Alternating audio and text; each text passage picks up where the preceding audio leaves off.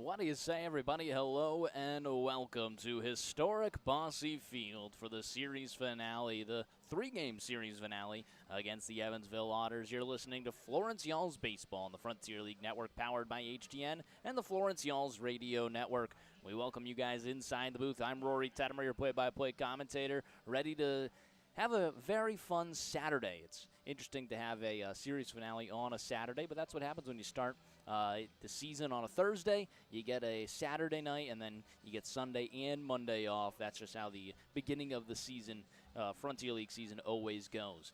Game 3 of the three-game series. Florence has dropped the first two, but looking for a little bit of revenge, I guess you could say, trying to at least salvage just one game here before you head back home for a 6-game homestand. Florence looked much better yesterday. A 7-6 extra inning loss was the final of yesterday's game, but hey, that was far better than what we saw on opening day when they were no hits, a combined no-hitter for Evansville on opening day, who obviously enters this one 2-0. Florence enters 0-2. Before we get into everything, let's welcome you guys inside the 50 West Brewing pregame show. 50 West, the premier brewery in the Cincinnati area. At 50 West, every beer is a journey. Join us for the ride, located at 7605 Worcester Pike, Cincinnati. Let's recap yesterday's game here before we start talking about what's happening today. Again, a 7-6 walk-off single in extra innings. That was the final score of Friday night's match. The Yalls, they started off pretty bad. It was a 5-0 ball game. You were wondering, hey, is this going to be another tough game for the Yalls to swallow? But hey, they were able to come back. Down 5-0 in the fifth. Tyler Schoenfeld brought home 2 runs with a double down the left field line. Then the captain, Hank Zeisler, followed right behind him with an RBI single to make it 5-3. In the very next inning, the bats stayed hot, plating 3 runs to take a 6-5 lead. It was back-to-back singles from Zade Richardson and Brett Blomquist, and that was followed by a walk from Jackson Tucker that loaded the bases with nobody out. A RBI walk from Gutierrez. Garrett Broussard tied the game with a sacrifice fly, and then Dylan Baker ripped an RBI single to take the lead. We saw a lot of good pitching yesterday. Isaac Milburn was the one that struggled in his early going in his first start with Florence. I'm sure that's just going to be cleaned up for the next time around. But out of the bullpen, it was Max Whitesell, 2 shutout innings. Just 1 run from Blake Donnan in his professional debut. He fired 2 innings as well. And then Liam Alpern, 2 shutout innings to get you into extra innings. He was the pitcher in the 10th as well. Very good baseball played by Evansville in the 10th inning. They executed a very good, the perfect bunt single down the third base line that moved runners to the corners. Florence opted to intentionally walk the runner to load the bases with nobody out. Didn't matter anyway. Amani Jones ripped an RBI single into right center field. That won the game for Evansville. So they get their first walk-off here in just the second game of the season. Florence gets their first extra innings loss. But again, it was an improvement over the opening day match. I really had you can't blame anyone. It was well pitched for Florence out of the bullpen. You saw a lot of good things, and especially, here early on in the season, you're just looking at the positives. The offense was able to battle back. That's something that, really didn't see much of last year. And then you were also able to see those, good performances out of the bullpen from some young rookies, Blake Donnan and Liam Alpern, hopefully continuing that throughout the season. Flip the page, turn over to today. Game 3 of the three-game series. Florence is going to go right back to it. The right-handed pitcher, the veteran, Zach Westcott. Frontier League legend making his season debut for the Yalls here. He was a midseason pickup for Florence. Absolutely phenomenal. A sub-3 ERA. He was right around the low 2s. He looked every bit of the ace for Florence down the stretch run here, and he's making his first start in 2026. We'll talk a lot more about Westcott. He is opposed by the right-handed pitcher, Ben Pxp. Florence hasn't seen Pxp before. Pxp, 6 foot, 215, out of Wexford, Pennsylvania. Last played with the Fayetteville Woodpeckers of Houston Low A. It is his first season here in Evansville. And Florence going to try and greet him, hopefully, on a beautiful, beautiful Saturday. Not a cloud in the sky. Baby blue sky right now, sun shining down, and the shadows are already behind the mound, so shouldn't see too many deceptiveness with any, ball going from sun to shade. That's always a good thing here at Bossy Field. Just one thing that can help you out as if that shade is already behind the mound. Let's take a look at today's lineups. It's a new one for Florence. Leading off in right field will be Brendan Bobo. Batting second, the center fielder, Tyler Schoenfeld. In the 3 slot, the captain over at first base, Hank Zeisler. Batting cleanup, the designated hitter, Zade Richardson. Batting fifth, the third baseman, Brett Blomquist. In the 6th slot, returning to the lineup, the second baseman, Keenan Taylor. Batting seventh, the catcher, Zach Beadle. In the 8th slot, the shortstop, Dylan Baker. And rounding it out will be the left fielder, Jackson Tucker. So Florence shifts the lineup around a little bit. Brendan Bobo moves from the 3 to the 1. Schoenfeld drops down. Zeisler drops down. Either way, it's still the same 4 players at the top of the lineup, just in a different order. Brett Blomquist gets into the lineup for a start. Then you also get to see Jackson Tucker in left field, as well as, we didn't know where Keenan Taylor was yesterday. He is back in the lineup over at second base, still playing second base, even though last year he spent most of his time in left field and over at third. Going to wait to see how Toby Hall manages that and when he's going to put him at those positions. But right now he's going to be back at second base. Give another look at Brett Blomquist. You can see Jackson Tucker in left field as well. That'll leave Marcus Brodell, Garrett Broussard, and Sergio Gutierrez on the bench for Florence. Flip side for Evansville, they're going with a very similar lineup to what we've seen. The center fielder, John Ponder, will lead things off. Batting second, the second baseman, Amani Jones. In the 3 slot, the designated hitter, Dennis Pierce. Batting cleanup, the first baseman, Logan Brown. In the 5 slot, the catcher, Mark Black. Entering the lineup for the first time this series, batting 6th, the third baseman, J.J. Cruz. Moving up to the 7th slot, the shortstop will be T.J. Salvaggio. Batting 7th, the right fielder, or batting 8th, the right fielder, Jordan Vyers. And rounding out will be the center fielder, Adonis Forte. Forte and Cruz, their first time in the lineup this season against the right-handed pitcher, Zach Westcott. Let's talk a little bit about Westcott. Actually entering his first season as a pitching coordinator as well as being a position player, or I guess just a pitcher there, but also being on the roster. It's his, what he likes to call his Jackie Moon era from the movie Semi-Pro with Will Ferrell. Will Ferrell, obviously the owner of a semi-professional basketball team, but also one of the main players on the team. So he's entering his semi-pro era, and he was in a full jersey, full uniform, actually, of semi-pro today, getting off the bus. The entire Flint Tropics outfit going on. It was very fun to see. Even the high socks he had rocking and rolling. Very, very fun, and that's just the personality of Zach Westcott there. Very good season for Florence last year. He looked every bit of the ace of the Y'alls ever since coming over from Joliet. Now in his 11th season in professional baseball. 6-2 record for Florence, 2.58 ERA. That was across 9 games, 8 starts, 59 1/3 innings pitched. 17 walks to 30 strikeouts. He's not a guy that's going to blow you away with speed or velo, but he is certainly a pitcher's pitcher, and he is, able to get you out a bunch of different ways. Likes to work quickly, likes to make, a lot of weak contact. He is just very good and looked amazing coming over to Florence, and hopefully found his home, his final home for his career. However long he may decide to go, he's a guy that just wants to keep playing.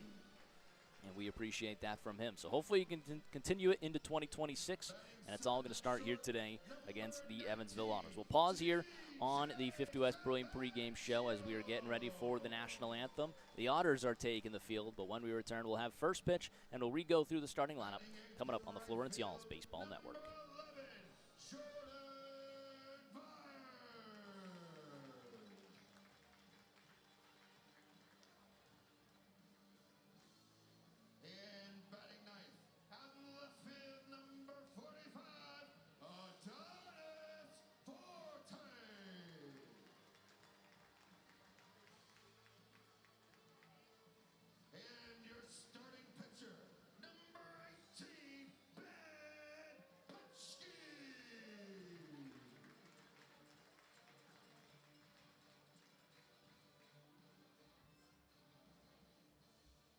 Ladies and gentlemen, at this time, please turn your attention to the left field gate, where tonight's colors are being presented by Scouts PSA Troop 211 from Albany, Illinois, representing the Buffalo Trace Council.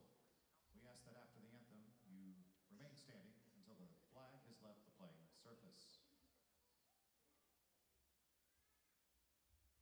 And would you please remain standing as we honor America's freedom, those who now protect it, and pay tribute to those who made the ultimate sacrifice with the singing of our national anthem, sung tonight by Rue Martin.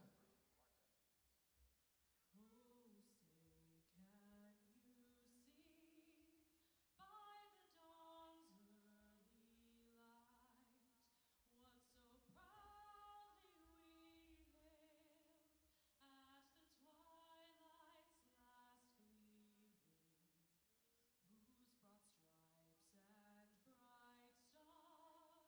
we watched were so gallantly streaming,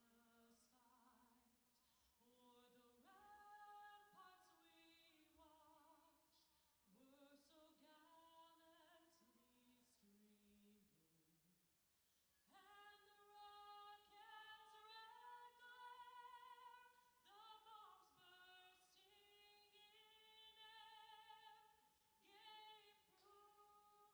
there. Oh, say, does that star-spangled banner yet wave o'er the land of the free and the home of the brave?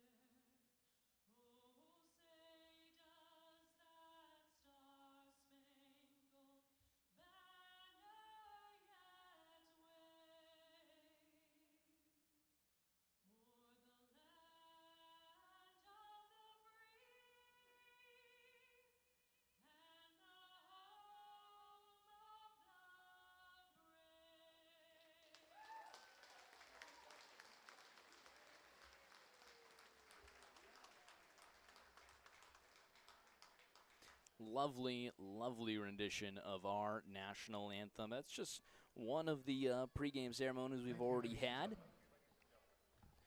Evansville actually retired Dakota Phillips' number right before this game. Dakota Phillips did not know this story, that he was already retired, and then they kind of had an injury out of spring training. He was in the area. They called him up just to play this weekend and then surprised him today by retiring his number 7 jersey, the career franchise record holder for home runs and RBIs for Evansville, in a nice ceremony just before first pitch. We're ready for first pitch here. Brendan Bobo, leadoff man Brendan Bobo, will start things for Florence, followed by Tyler Schoenfeld and Hank Zeisler here in the top half of the first inning. Ben Pxp on the mound for Evansville, making his first start as an Otter. He last played in Fayetteville in 2024 with the Houston Astros single-A team. A 2-1 record, a 6.62 ERA across 21 games, no starts. No starts in 2023 either, when he finished his collegiate career at Samford. 32 games all out of the bullpen, 54 innings, and a 4.14 ERA. Actually played with the Spartanburgers team in 2021 back in the Coastal Plain League. That was there the year before I joined the Coastal Plain League.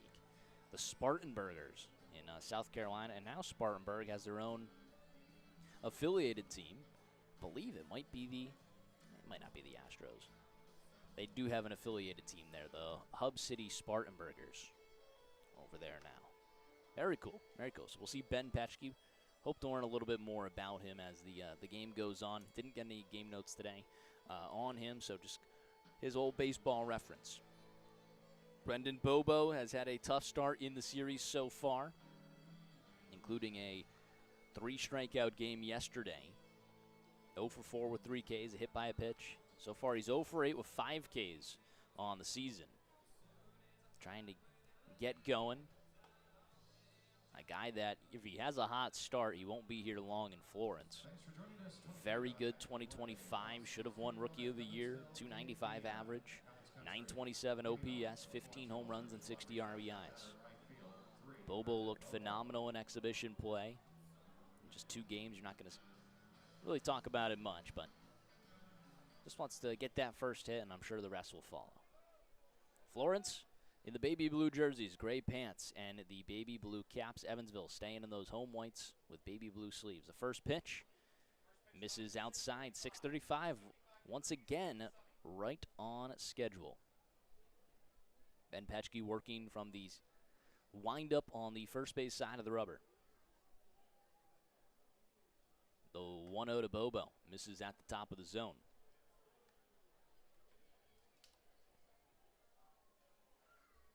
Brendan Bobo from Santa Cruz, California. 23-year-old. 2-0. In there for a strike at 90 miles per hour. 24-25 on the spin rate. Pxp is from the Pittsburgh area. Went to Florida Southwestern, Samford, University of Dayton. 2-1, skies it high in the infield. Right side, it's Jones and Salvaggio going at it. Jones making the grab for the first out. Just behind the infield dirt. One away for Tyler Schoenfeld. Didn't have an exact explanation for why Bobo was moved up to the leadoff spot other than probably just to get him more at-bats. Again, it really only matters in the leadoff spot to begin the game. You know, majority of the time, you're not leading off every inning. First pitch was in there for a strike. An 0-1 count to the lefty, Schoenfeld. Shows bunt, pulls back, and misses inside. I think the main thing about the structure here with the lineup is that there's just 3 lefties at the top of the order. Evansville did a decent job yesterday of, throwing lefty relievers at that point, which obviously gives the advantage to the pitching staff. The 1-1 fouls it back. Schoenfeld had a good day yesterday. He picked up the first hit of the Florence season. He went 2 for 6 with 2 RBIs, a run, a double, and 2 strikeouts. It's 2 for 10 to open up the season. But he was also awarded $25 for that first hit. 1-2, called, strike 3, fastball top of the zone.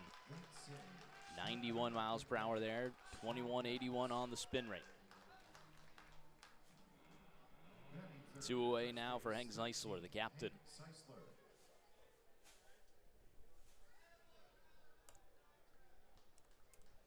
Zeisler, a very good day yesterday. 3 for 5 with an RBI. Now 3 for 9 on the season, hitting .333. First pitch to him. Punches it foul down the left field line. Another great day of Florence Y'all's baseball. Hopefully coming up with a win this time. About 70, mid-70s here, Evansville. Sun shining down, blue skies. That one's punched out into left field. That's going to drop in for a base hit. The first hit of the day belongs to the Y'alls and the captain, Hank Zeisler. He actually ended yesterday's game with his last 3 plate appearances being base hits, all singles, and he continues that here today.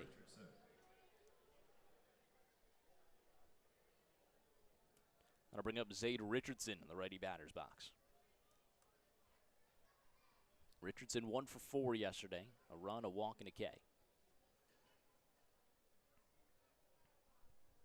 He's actually got the long hair this time flowing out the back of his helmet. First pitch. In there for a strike at the bottom of the zone. I can say Zade tried his first boba tea today. I don't think he was the biggest fan. He thought he was just getting coffee.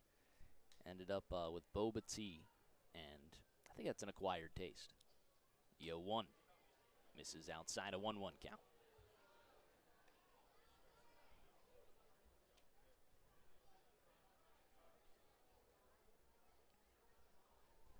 Zeisler just a 2-step lead over at first. 2 away, top half of 1. And a 1-1 count to Richardson. Pxp from the stretch, glove of the belt. The 1-1 pitch, and off speed. Catches the inner half for a strike.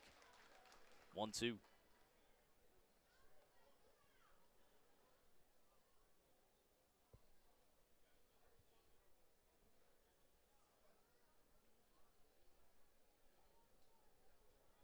Pxp across 35 innings in 2024, 23 strikeouts. His 1-2 pitch to Richardson misses way away on a slider. His best K per 9 happened his final year of college, 2023, 10.3 K per 9.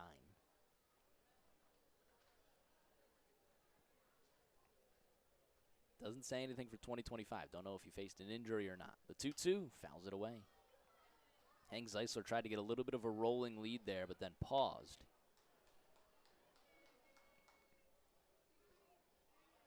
Good hold there from Pxp.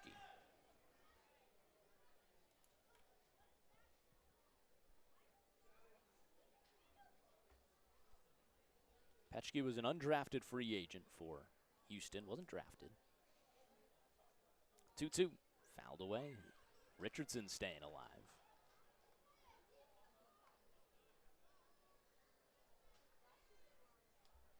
Looks like just the one season in the Houston organization.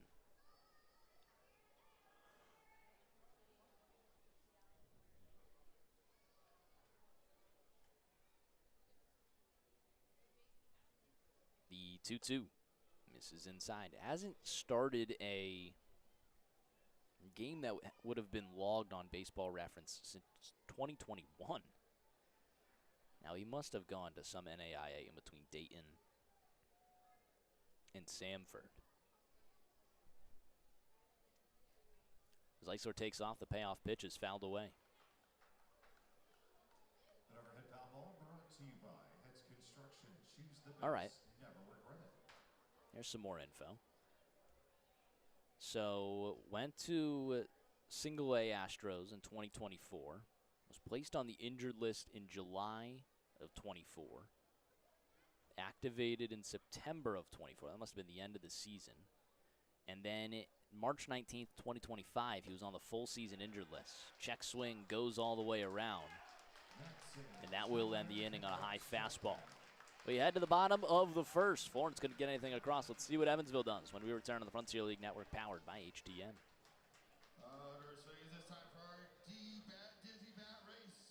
We have Serenity. We have Parker on the field. They're going to spin around. This way, guys. There you go. They're going to spin around that bat 10 times. They're going to run down there. Going to tag her hand. Whoever does so first wins these pair of tickets in my hand. You guys ready? Set? Spin. Serenity's a pro spinner.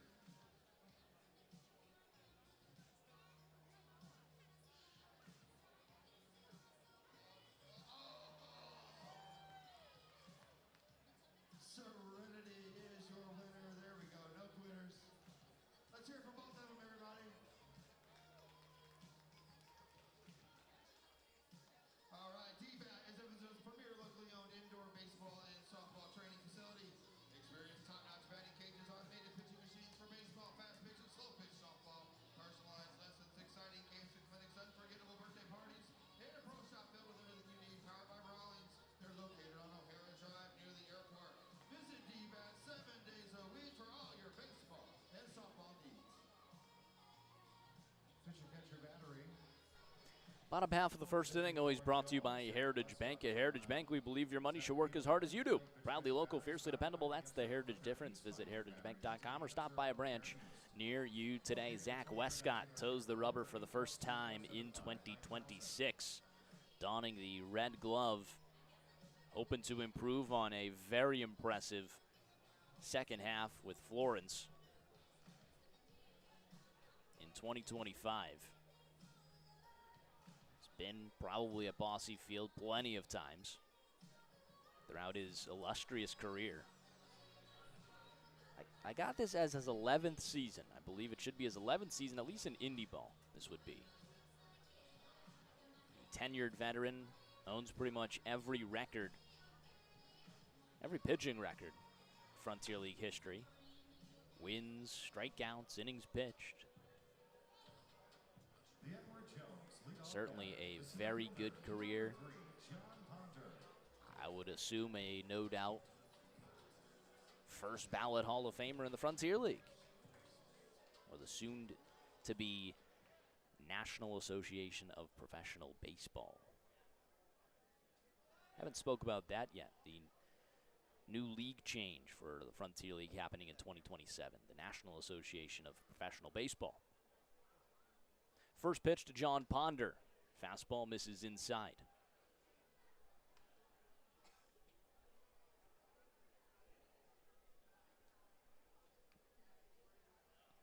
Wes Scott, 34 years old, out of Weston, Florida. The 1-0. Punch it high to shallow right field. Bobo circling around it. He has the catch and quick 2-pitch out. Dealing with a little bit of sun, it looks like. Keenan Taylor didn't seem to have that in the air. Shadows covering first, third, pitcher, and catcher. Everyone else really dealing with a little bit of sun. Out there in left field, Tucker almost in the shade.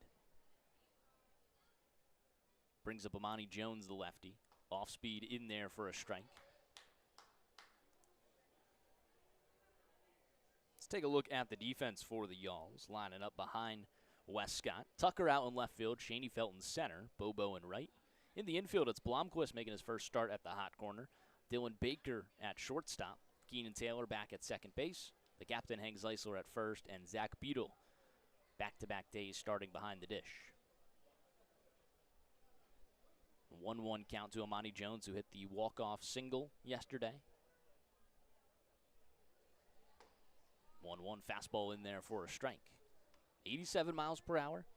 He's high 80s, low 90s on his fastball. Like I said before in the 50 West Marine pregame show, just a pitcher's pitcher. Able to get you out in a bunch of different ways. Here's the 1-2. This is downstairs.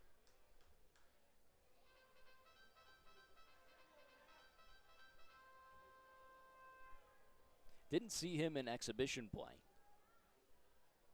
I think he was more focused on his pitching coordinator responsibilities there. Seeing all the pitchers, making sure he's making the necessary cuts to join the staff for opening day. 2-2. Ground ball over towards the shortstop. Baker has it. Shuffle step and a 1-2-3. The throw to first is in time. 6-3 on the put away of Amani Jones. That'll bring up Dennis Pierce 2 away with the bases empty.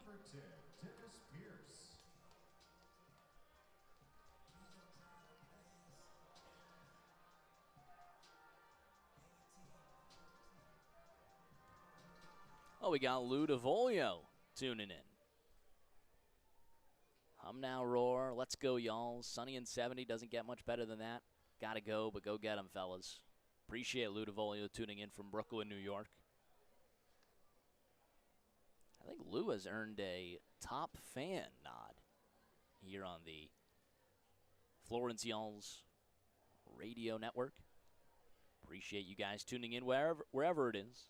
Florence Y'alls Radio Network or HTN. Two-hopper over towards the third baseman Blomquist. Throw on to first on the run is in time, and a quick 1-2-3 from the veteran Wes Scott. He looks in midseason form. We head to the top of 2, scoreless at Bossy Field when we return to the Frontier League Network, powered by HTN.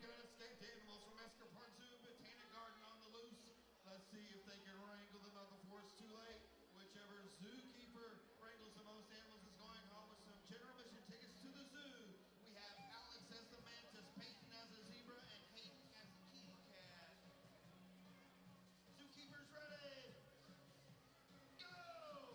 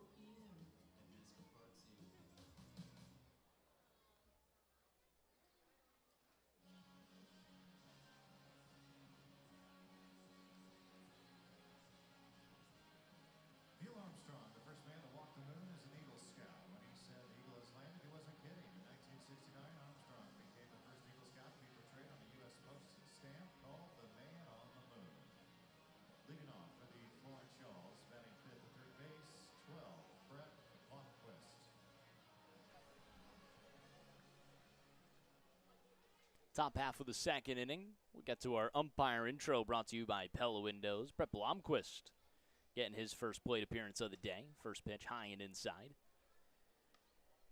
Looking for a clearer view of every call, trust Pella Window and Door, bringing you replay-worthy clarity and craftsmanship you can count on. Pella Window and Door, so good, even the ump won't miss a thing. 1-0, off-speed misses outside. The umpire crew today, Matthias Pascalo down the first baseline, Matt Van Houten, and Lucas Naley down the third baseline. Pascalo behind home plate.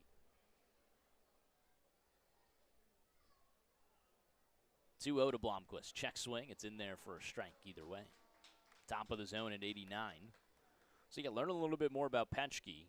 Was just on the full season injured list March 19th, 2025 to November 6th, 2025. And then March 13th, 2026, they released him. That one's in there for a strike, 2-2. So technically was still a part of the Houston organization last year, just faced an injury that kept him out, obviously, the entire season. And it seemed like that injury started July 20th. 2-2. This is inside. Inch and a half off the plate there. 91 miles per hour to Blomquist. Now a full count with the bases empty and nobody out. Top of the second, no score. Payoff pitch. Called, strike 3, top of the zone. 90 miles an hour. Right in there. Blomquist not happy about it.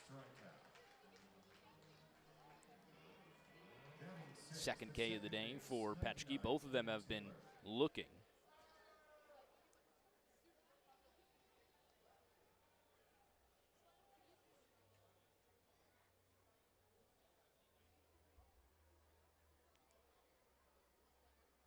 Brings up Keenan Taylor in the righty batter's box. Fastball misses downstairs.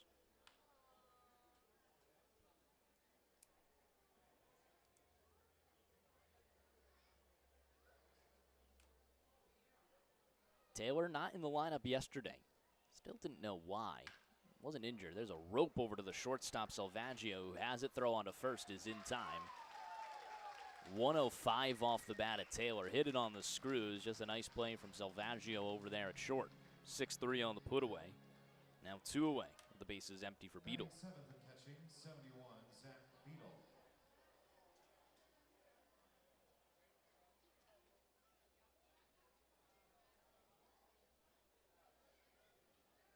Zach Beetle.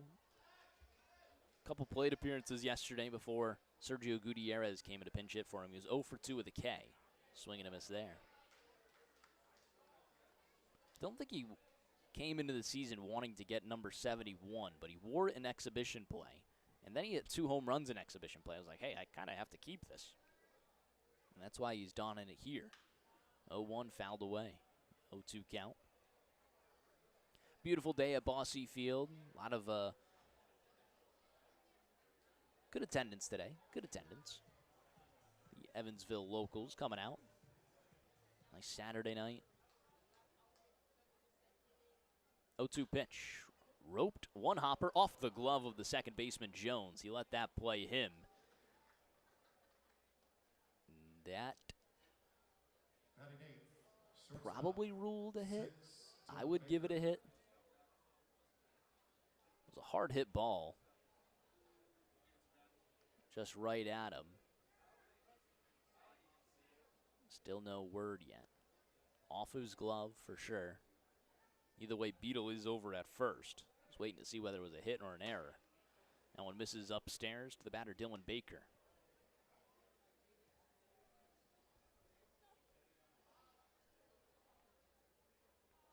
Baker got on base. There it is. Infield single for Zach Beetle. 1-0. Misses downstairs just beneath the zone.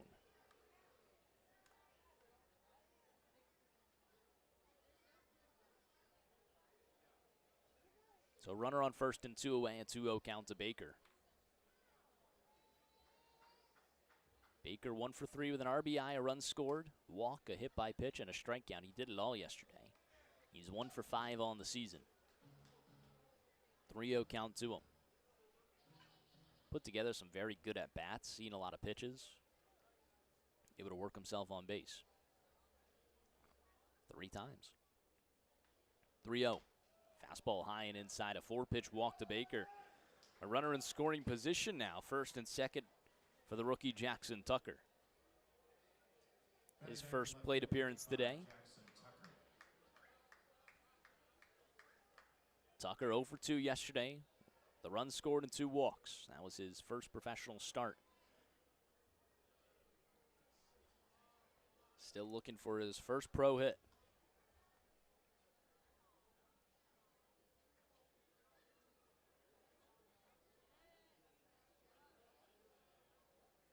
Pxp from the stretch, first base side of the rubber. A look back at second, delivers to Tucker and misses downstairs. Tucker from St. John's, grew up in Staten Island. Spent some time in the MLB Draft League. 267 average, 348 on base, 329 slugging, 20 RBIs and 34 swipe bags. Summer of 2025. The 1-0. Misses away. In and out of the glove there of the catcher, Mark Black. Let's take a look at the Evansville defense. Forte in left, Ponder in center, Vyers in right, Cruz at third, Salvaggio at short, Jones at second, Brown at first, and Mark Black behind the plate.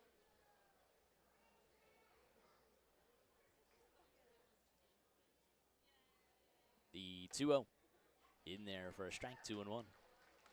I guess they qualify the draft league as professional once the draft happens, and if you're there, you're not drafted, obviously, and then they start paying you, I guess. The way I've kind of learned it. And it starts off as one of those collegiate summer leagues. The 2-1. Grounds it foul down the third base line over towards the Y'all's dugout. Zaid Richardson with a nice play on it.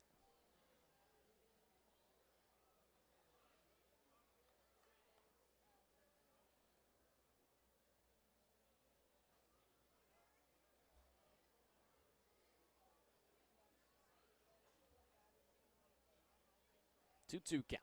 Pxp delivers, misses upstairs. Full count. 90 miles per hour there, way upstairs. 23-34 on the spin rate, though, on a fastball. Pretty good.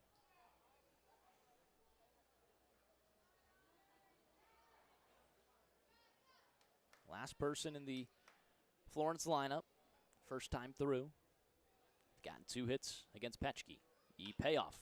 Jackson Tucker drills it into left field. That's going to drop in for a base hit. They'll wave around Beetle. He'll come in to score. An RBI single for Jackson Tucker, and his first hit as a Florence Y'all. Florence strikes first. They're on top 1-0. Back to the top of the order, our Hoosier Lottery strikeout batter of the game. In right What a nice at-bat there from Jackson Tucker. Worked into a full count. Gets a high fastball, high and inside, able just to go with it and pull it into left field. First time Florence started the game with the lead. Able to come back yesterday and take the lead, but they didn't start the game with it. So now they'll be playing ahead for the first time. Brings up Brendan Bobo with runners at the corners. Tucker takes off at first, and it's a foul ball from Bobo. I think Tucker had that one. Check swing foul ball from Bobo. Now this is where you got to be careful with Tucker. Bobo takes again. They might, with a strike, already go to a pitch out. It worked yesterday. They were able to wipe Tucker off the base paths.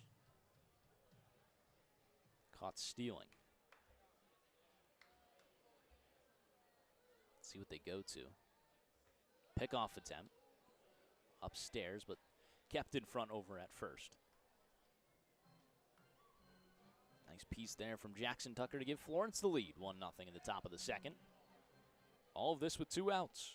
Single from Zach Beadle that glanced off the glove of Amani Jones over at second.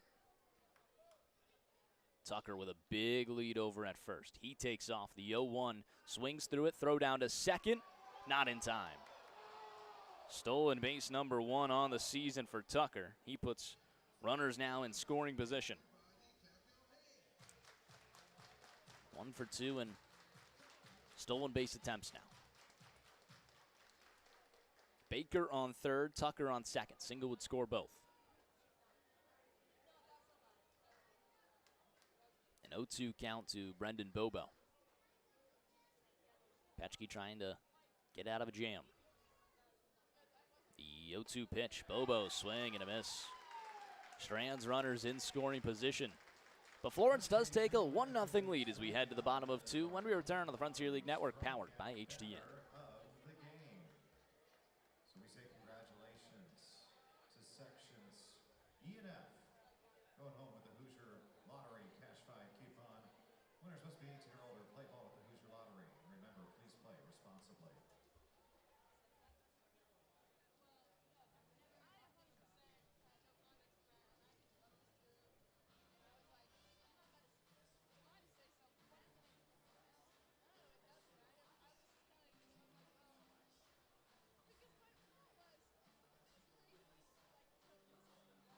It's time to see who gets to upgrade to the Ashley Furniture Home Store Best Seats in the House. Our lucky winner gets to spend the rest of the game with the best seats in the house. So I will say, congratulations to Jeff Campbell. Jeff Campbell is our lucky winner of the Ashley Furniture Home Store Best Seats in the House. Come on down and enjoy the view for the rest of the game with your feet kicked out. The best seats in the house also means you have the best view of the Heritage Video Board and Honor Vision. Follow along with all of our video board action and be sure to visit heritagefederal.org for all of your banking needs. This is the J.E. Shekel Armor Protection Second Inning, founded in 1978. J.E. Shekel is the Tri-State's premier residential, commercial, industrial service and construction company.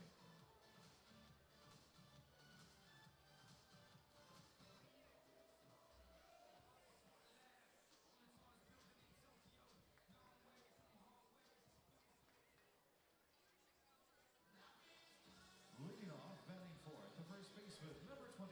Logan. Bottom half of the second inning. It's 1-0 on our Thomas More scoreboard. Always the scoreboard partner, Thomas More University. There you'll be able to take your life and your career as far as you want it to go. Apply or donate today at thomasmore.edu. Zach Westcott working with a 1-0 lead. Florence stranded 2 runners on top of the second, but I think they're just happy to have the lead. Work from in front this time around. Logan Brown, Mark Black, J.J. Cruz due up. 4-5-6 for Evansville. 1-0 count to the lefty Brown. That one misses upstairs with a fastball.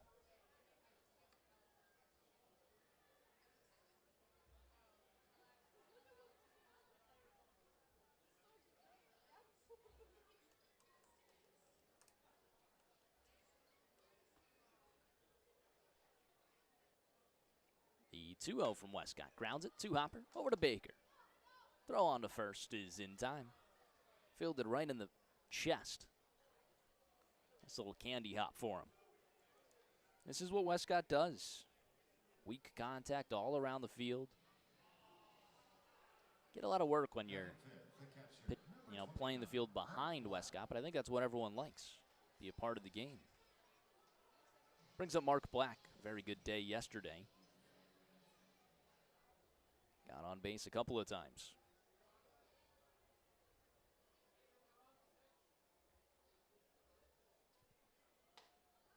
Fastball misses outside. 86 there on the fastball, 1-0.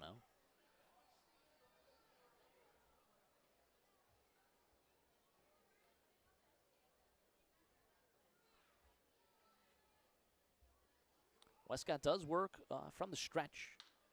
There's a ground ball, base hit up the middle. Just by the glove of Dylan Baker. Mark Black continues his hitting ways. First base runner for the Otters. Yeah, Westcott worked from the stretch, even with the bases empty. Likes to switch up that glove, whether it's the red one, he's got a teal one. I believe he's got, just a regular brown one as well.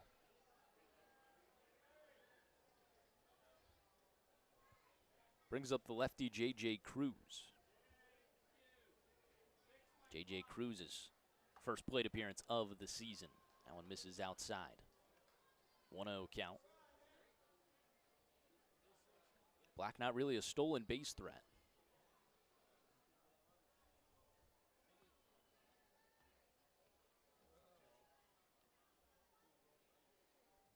The 1-0 swings through the off-speed, a 1-1 count. So Westcott started his independent career back in 2015 with the Lincoln Salt Dogs, the American Association. And he's found himself all the way over here in Florence, Kentucky, now in 2026. 1-1, swing and a miss. Black a little bit off the base paths there. Threatened a back pick from Beetle, but didn't go.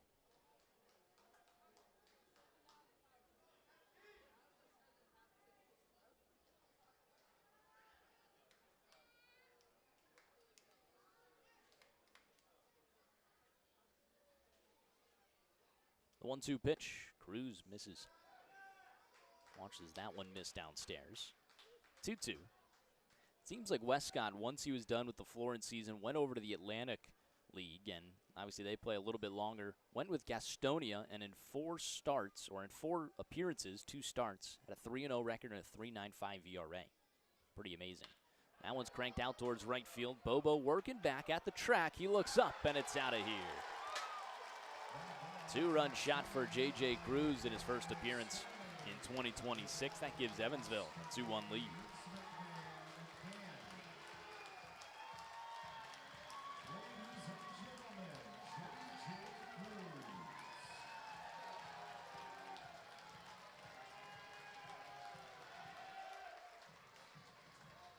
Batting seventh, the shortstop, number 19, T.J. Salvaggio.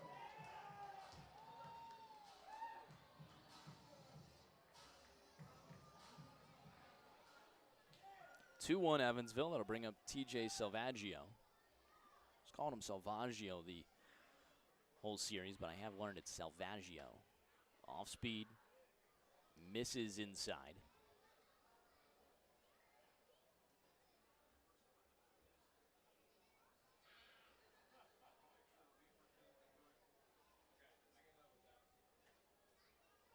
One-zero, check swing, goes all the way around.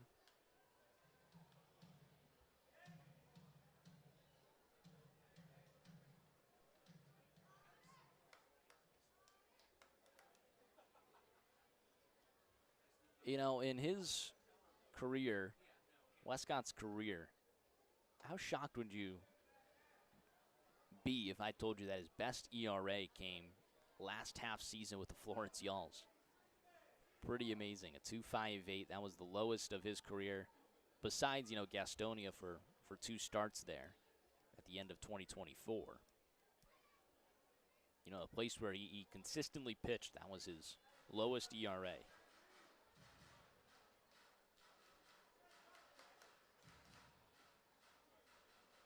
As a starter, because now I'll retract it, and he did have a good year in Windy City, working predominantly as a reliever, 1.36. But still, very impressive.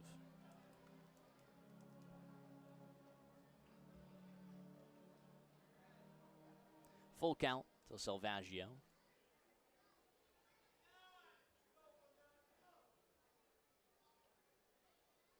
The payoff pitch, swing and a miss. He picks up his first strikeout of 2026.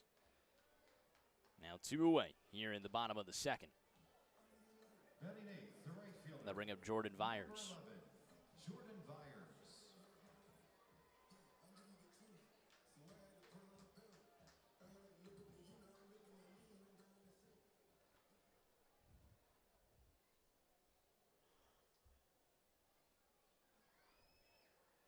From the stretch, the first pitch. Skies it out to right center field. Cheney felt over to his left. He's camped under it to make the grab and end the inning. 2 runs come across for Evansville, courtesy of a J.J. Cruz 2-run shot. We head to the top of the third. It's time for Tettemer Trivia. Evansville has a 2-1 lead when we return on the Frontier League Network, powered by HTN.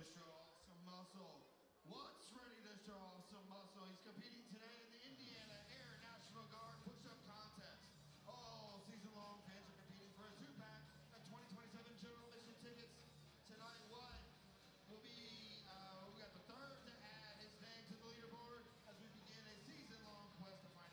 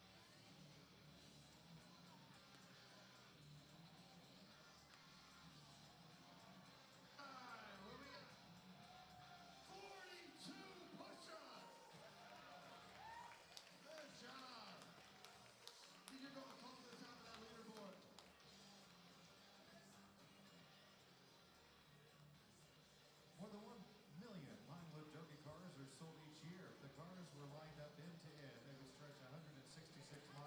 Top half of the third always brings us our Tettemer Trivia, presented by the Roar Agency, located in all 50 states across the nation. Feel the Roar difference with Roar Insurance. Visit Roar Insurance today at roarins.com. Center fielder.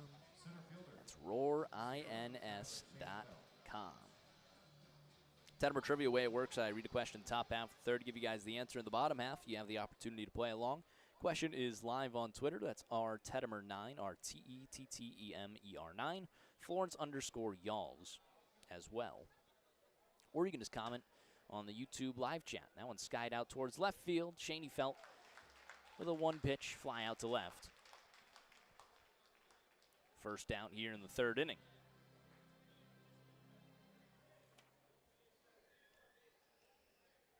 Nice piece, though, from Shaney Felt, going opposite field. That'll bring up Hank Zeisler, 1-for-1 today.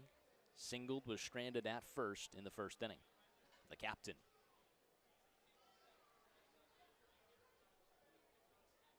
Ben Pxp able to escape a little bit of trouble in the top half of the second. One run came across, but he stranded two runners in scoring position. That one misses downstairs.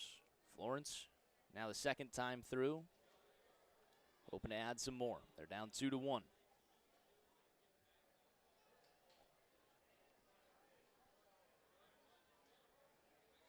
1-0 to the captain, Zeisler. Hard hit over towards the first baseman. Gloved off his glove. Now throw over to first for the covering pitcher is in time.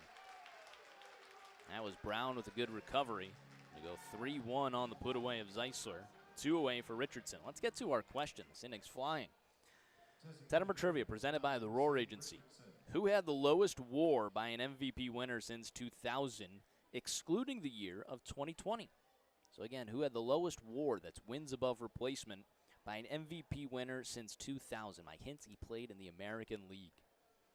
So 25 players, essentially, that you can choose from. Who had the lowest WAR of an MVP winner since 2000? Excluding, actually it's 24, excluding 2020. So 24 players you can choose from.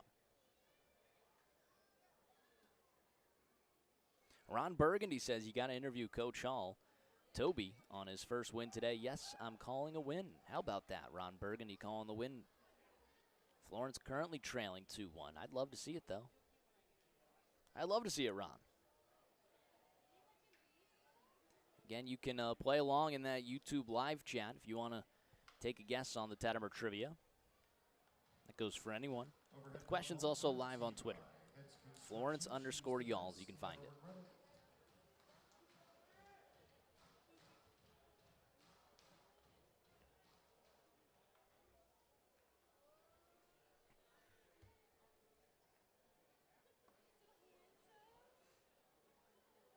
1-2 misses downstairs. 2-2 count. Richardson had a good battle in his first plate appearance. Ended up being put away on a check swing at the top of the zone. Straight up defense for Evansville. Pxp, first base side of the rubber. Deals the 2-2, grounds it down the third base line. J.J. Cruz throw on to first is in time for a quick 1-2-3 from Pxp. The Y'alls in order. We head to the bottom of the third. Get your guesses in for Tettemer Trivia when we return on the Frontier League Network, powered by HDN.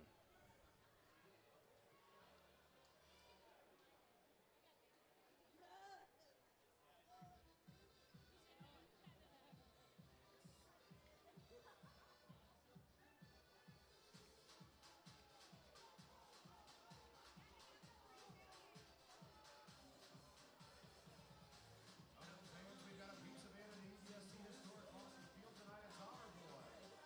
He's got a fresh Rory's pizza. He's got to find a home for. Make some noise if you want this Rory's pizza. Our boy, delivering down the mountain.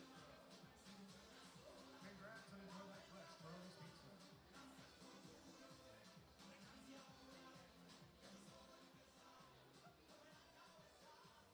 This is the Precision Pest and Wildlife third inning. Every great team brings precision to the field. We bring it to your home and business. Call 812-993-3341 or visit precisionpestwildlife.com. Let's elevate the standard together.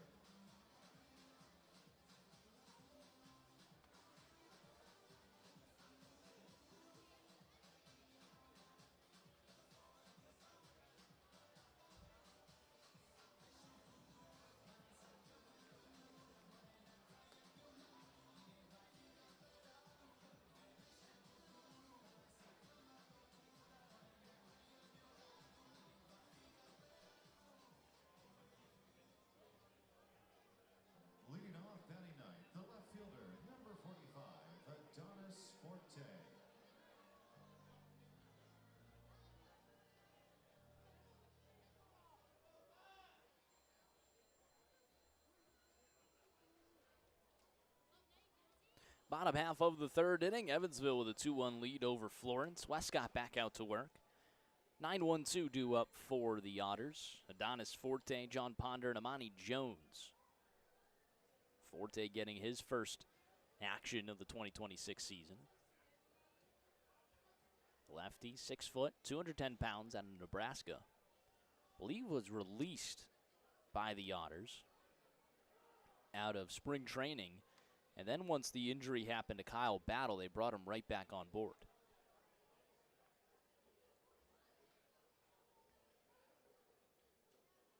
So in a way, just didn't crack the opening day roster, but now with the Evansville Otters, he's hoping for the majority of the season. Swing and a miss there, a 1-1 count.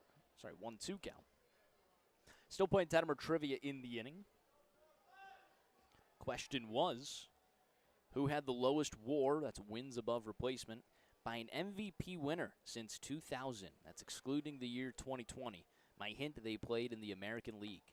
Swing and a miss, top of the zone on a fastball there from Zach Westcott, his second K of the day. Back to the top of the order for John Ponder. Lowest WAR by an MVP winner since 2000. Wins above replacement. Such an interesting statistic. Some people love it. Some people, just don't pay any attention to it. But it does show the, true importance, especially in like an MVP conversation, true importance to your team, the wins above replacement of you as a player. So we're looking for technically who had the worst MVP season. And obviously it's always higher on the amount of games you're playing. That's why you exclude 2020, because you only played a 60-game season, I believe it was.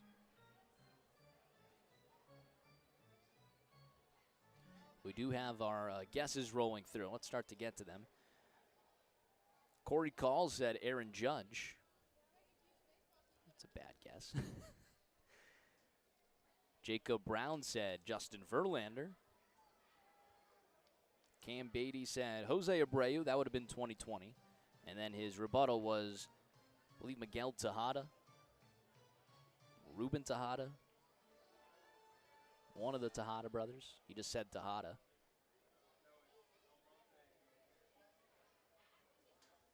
And then on Twitter, misses inside.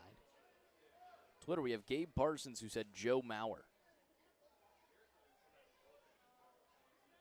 So Judge, Verlander, Mauer, Tejada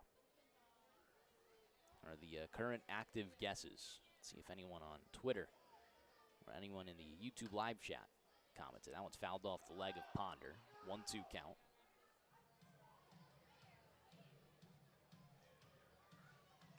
Played in the American League. Got a 1 in 24 chance of getting it right. I guess that doesn't, it's not even 1 in 24, because some players won it multiple years. Ohtani, Judge. Honestly, it's less. You got a very good chance of getting this one right. If you like your odds, send in an answer. The 1-2 fouls it away. Florence trailing 2-1. Bottom of 3, bases empty and 1 away. 2-run home run from J.J. Cruz, the only blemish against Zach Westcott.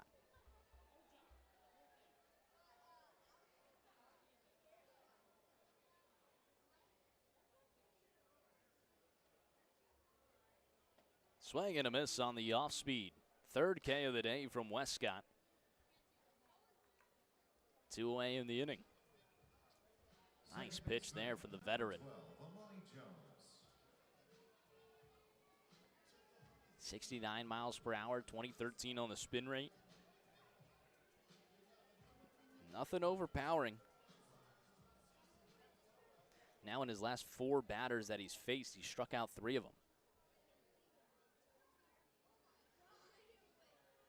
First pitch to Amani Jones, an off-speed in there for a strike.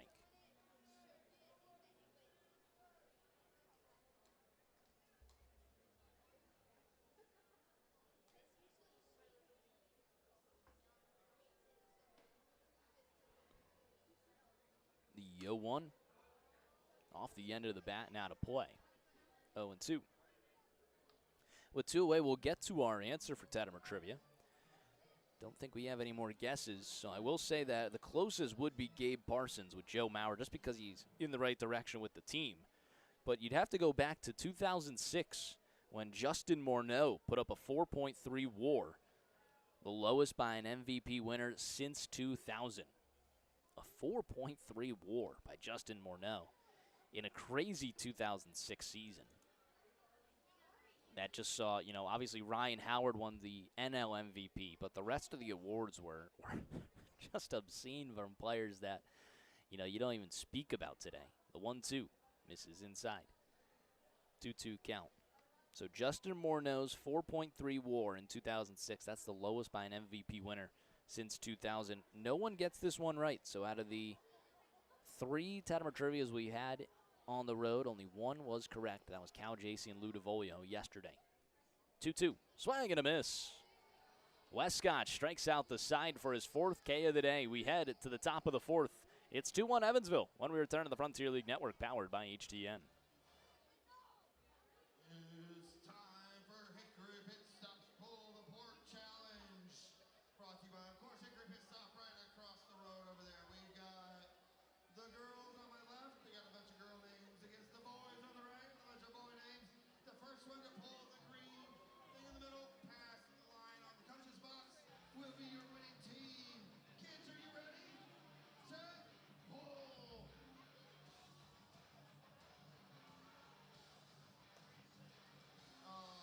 Stinky boys are the winners.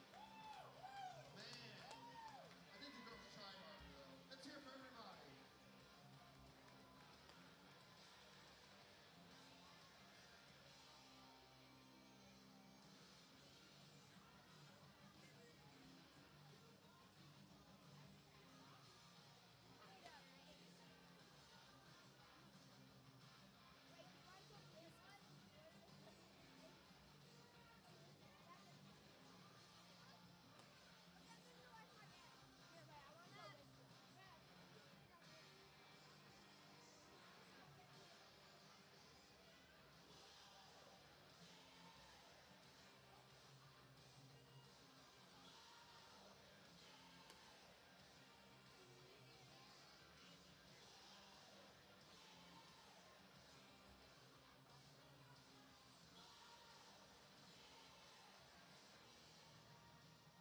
Leading off, third baseman 12, Brett Blomquist.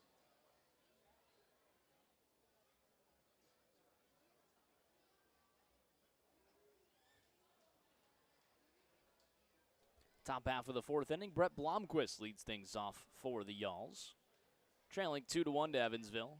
Off speed misses outside. Still Pxp on the mound for the Otters.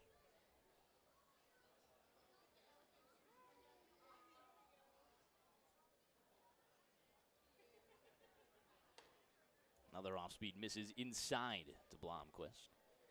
Struck out looking his first time around.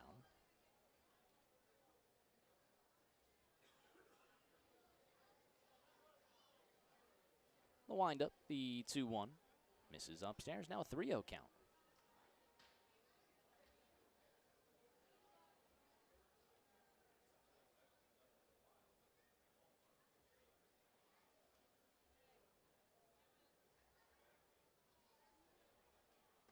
Off speed in there for a strike. Nice 3-0 pitch there.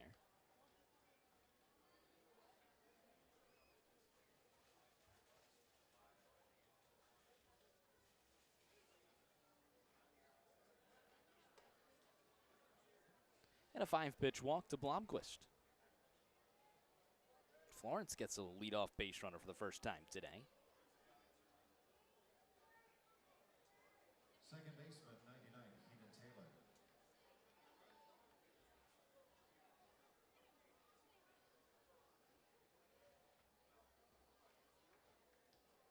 Keenan Taylor will dig into the righty batter's box. Runner on first, nobody out.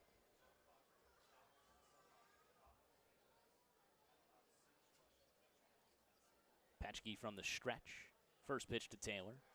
Misses inside. Taylor had a very hard hit ball that was just snagged by the shortstop. 6-3 put away.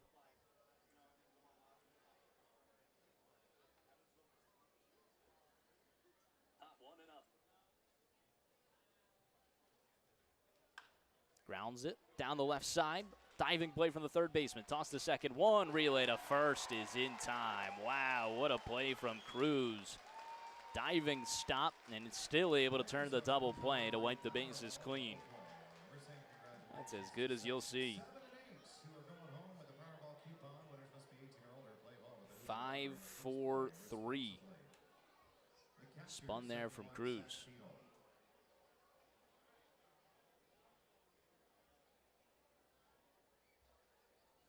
Man, as good as they come right there. First pitch fouled away from Zach Beadle. He started the rally, not really a rally, but started the little push that got the first run across for Florence. Now trailing 2-1.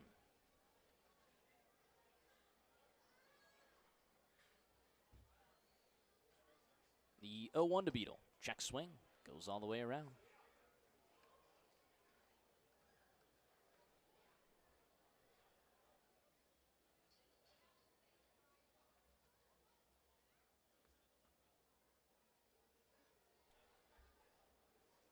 Wind up kick, the 0-2.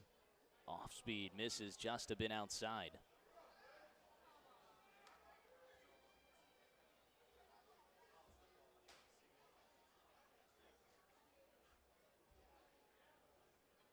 Well, we got our first highlight on the Twitter. Got the Jackson Tucker first hit, first run there, 1-2. Grounder, one hopper over to J.J. Cruz. Fields it underhand. Throw on to first is in time, and an unconventional 1-2-3 from Ben Pxp. We head to the bottom of the fourth, still a 2-1 lead, and Zach Westcott going to try and continue to dominate when we return on the Frontier League Network powered by HTN.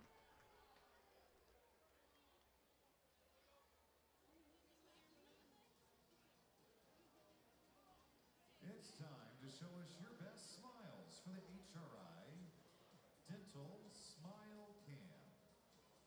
Over 300,000 members trust HRI Dental, based right here in the Hoosier state of Indiana. HRI Dental has been ensuring smiles for more than 37 years. Keep on smiling with HRI Dental. Also, a round of applause for our volunteers as they help brush off the bases. Look at those pearly whites shine. There are 3 Major League Baseball players who became Eagle Scouts. They are Albert Bell, formerly of the Baltimore Orioles and Cleveland Indians. Shane Victorino, who played for the 2008 World Champion Philadelphia Phillies. And Jeremy Guthrie, former player for the Kansas City Royals. And I'm reminded that Shane Victorino and his nickname, the Flying Hawaiian. Thanks for that poll.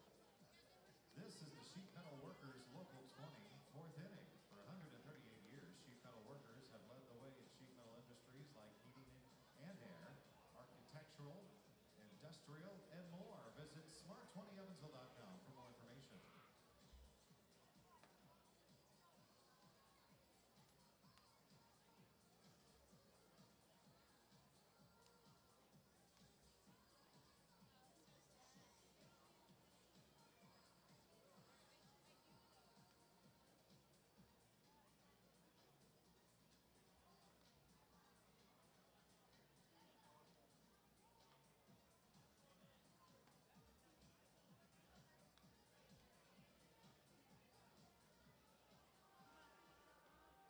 The designated hitter, number 10, Dennis Pierce.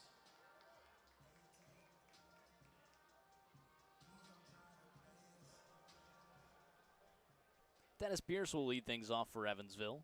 On top of the Florence Y'alls 2-1 here in the bottom half of the 4th inning. Zach Westcott back out to work. He struck out the side in the 3rd. He's got 4 Ks on the day. That's actually 4 of his last 5 batters faced. The off-speed misses away.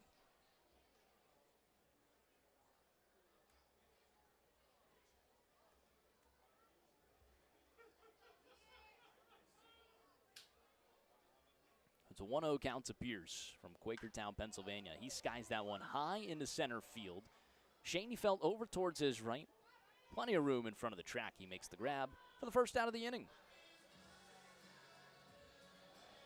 Really was just that home run from J.J. Cruz. That's the only blemish here against Westcott.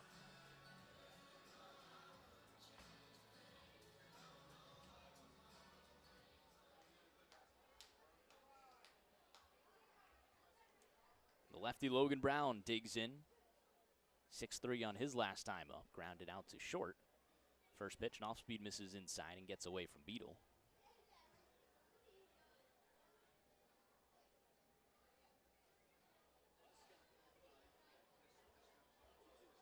1-0 count.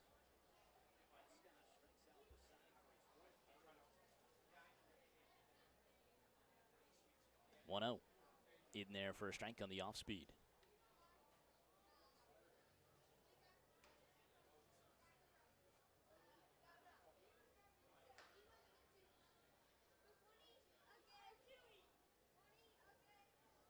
Oh, we're so back, ladies and gentlemen. Firing 2 highlights now. Oh, we're getting the hang of this thing. Go ahead on over to Twitter, Florence_Y'alls. Start getting some highlights up. It's now fallen upon my duties here while broadcasting to start posting these highlights. Had Nick Thurling for that, but now he's with the Windy City Thunderbolts. Certainly do miss Nick. 2-2 count. Yesterday, the AI clipper just wasn't working. So I'm glad we got it today, and we got 2 highlights up there.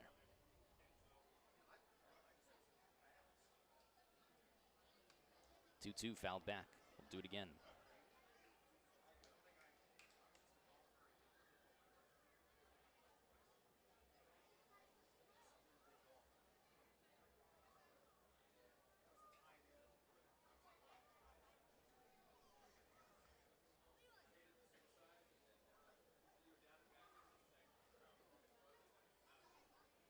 Off speed misses away, a full count.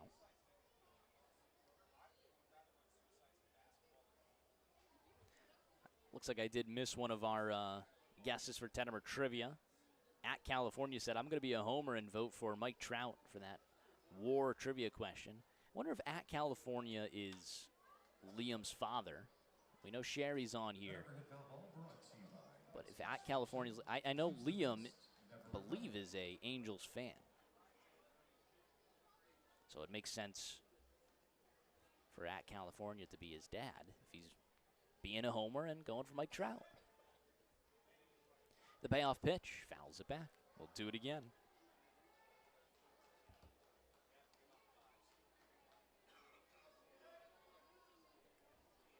Liam with a heck of a Florence Y'alls debut yesterday. 2 shutout innings and some pretty tough situations. He was able to strike out the guy that got his jersey retired today for Evansville.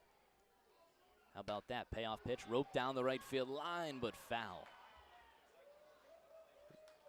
We'll do it again. A nice at-bat here from Logan Brown. There's one away with the bases empty.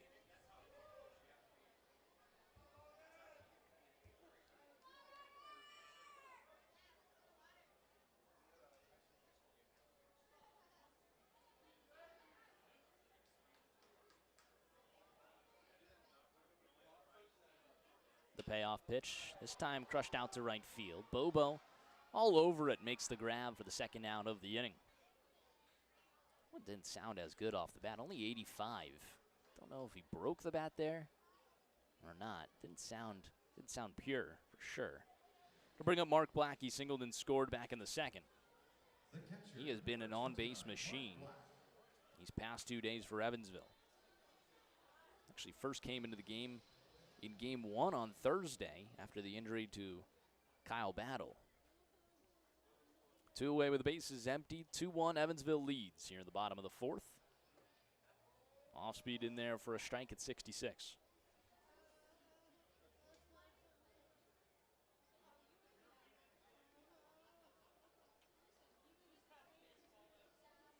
Two to 1 on our Thomas More scoreboard. That one skied high.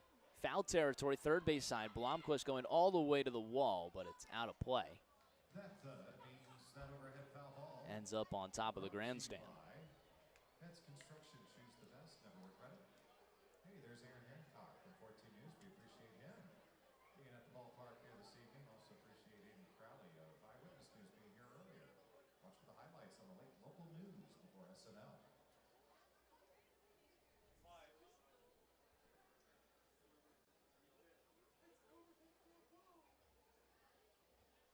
Westcott from the stretch, the 0-2 pitch. Off speed misses away. A 1-2 count to Black.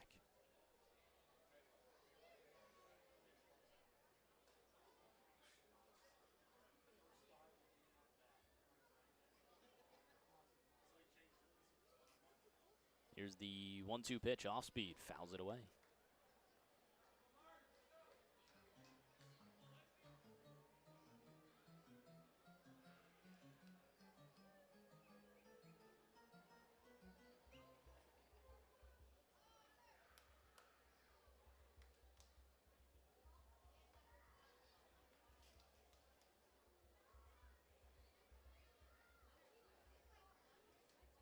Base is empty here at historic Bosse Field.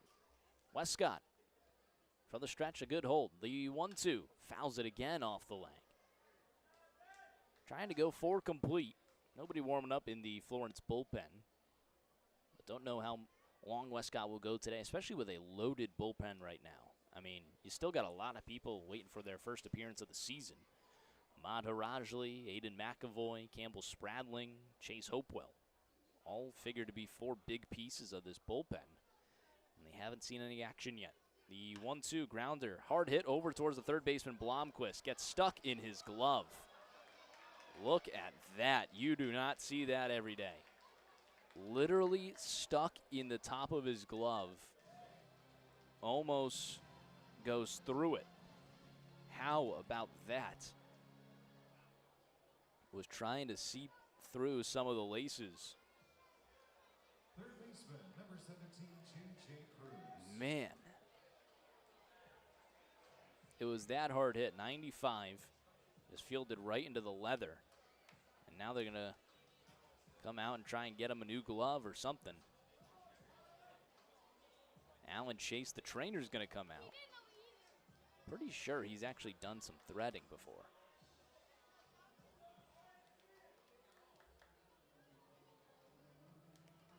You imagine, it's not getting fixed just from taking the ball out. We do have a score update from the SPHL. The laces got to be tightened there. Hockey series.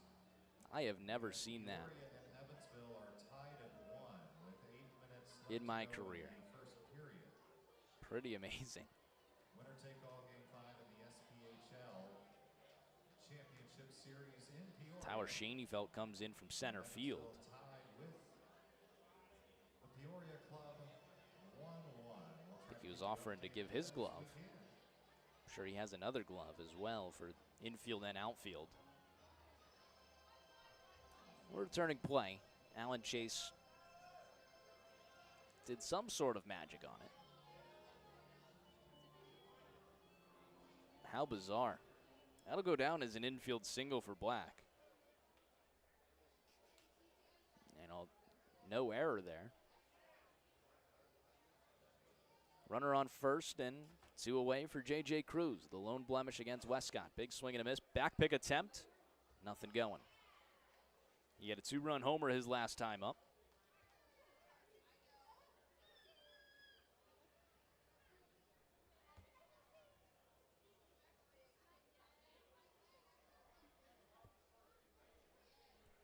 That was with Mark Black on base.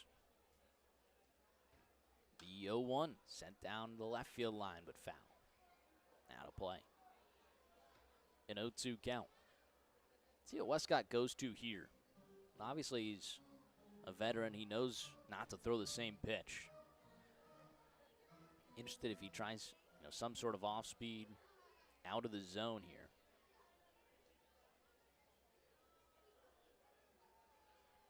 The 0-2. Skied in foul territory, third base side. Blomquist all the way over and makes the grab to end the inning. That's sweet redemption there for Blomquist. And this time, he's able to get it out of his glove. We head to the top of 5. It's a 2-1 Evansville lead when we return on the Frontier League Network, powered by HTM. Ladies and gentlemen, please welcome to the field your Southwest Graphics Amazing Honor Bells.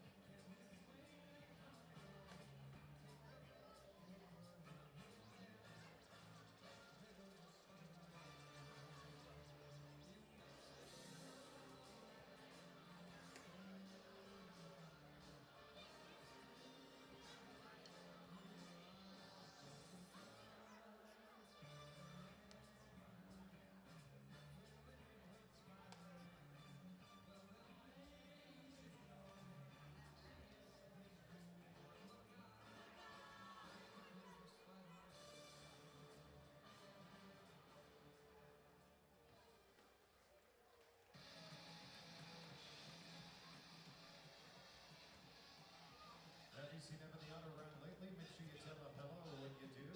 Evan's excited to see all of our fans and encourages you to visit Heritage for all your banking needs. Heritage, a proud partner of the Evansville Otters. We have a special announcement here from the Otters Team Store. I'd like to wish a very happy 40th birthday to Allison Miles. Allison Miles, thanks for spending your 40th birthday with the Evansville Otters. Top half of the 5th inning. Welcome back to historic Bossy Field. Florence trailing 2-1 on our Thomas More scoreboard. Still Ben Pxp out there for the Otters. Due up for Florence. Dylan Baker, Jackson Tucker, and the top of the order, Brendan Bobo. The Alls with 3 hits. Evansville with 3 hits. Just one of them was a home run. Florence still looking for their first homer in 2026. I believe Evansville's had 3.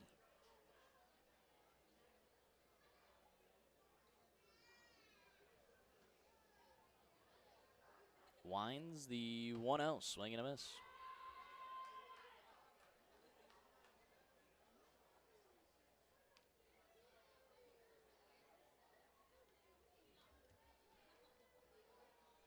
Dylan Baker at the plate, the 1-1. Fastball in there for a strike. Baker walked and was stranded at third in the second.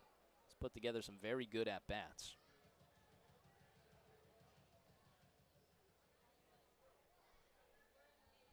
The 1-2 fouls it back. Take a look at our upcoming games presented by Snappy's Pizza, the upcoming slice of our schedule. Presented by Snappy's Pizza, the official pizza of the Florence Yalls baseball team. So we'll finish here today and then head back home. 2 off days, Sunday and Monday for Florence. Off speed of called strike 3. Did connect on the corner. Very good pitch there from Pxp, his 5th K of the day. That'll bring up Jackson Tucker, an RBI single his last time up. And then Florence will start a 6-game homestand. First with Mississippi, who will come to town on Tuesday, Wednesday, and Thursday. And then they'll face these Otters once again next weekend, Friday, Saturday, Sunday. And that's when the promotions really start to kick into gear. That Friday we got Red, White, and Yalls, which is a celebration of our nation's 250th year birthday. Slow roller over to the third base side, out of the reach of J.J. Cruz. He was trying to make a play on it, and unfortunately it's going to be picked up in foul territory. If it didn't take a hop to the left, Cruz would have touched it and probably not have been able to get Jackson Tucker out. Toby Hall's going to go discuss the home plate umpire, see if he touched it, and that'll be a quick conversation. Tucker retreating back to the box. Then we have Throwback Night, May 16th, so that'll be that Saturday, May 16th. Can wear the decade that you were born in. I believe that's kind of the theme there for Throwback. But Red, White, and Yalls Florence will be donning some American jerseys. Red, white, and blue. They're very cool, almost reminiscent of Team USA's from the World Baseball Classic. 1-1, misses inside. 2-1 count.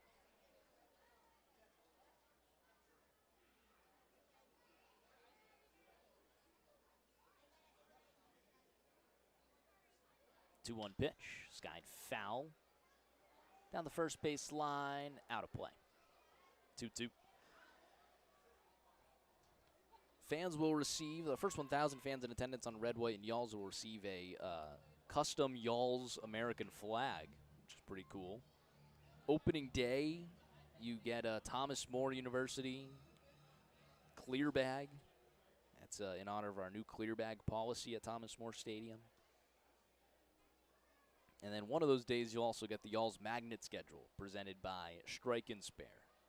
Should be that Saturday, probably Throwback Night. You get the Strike and Spare magnet schedule giveaway.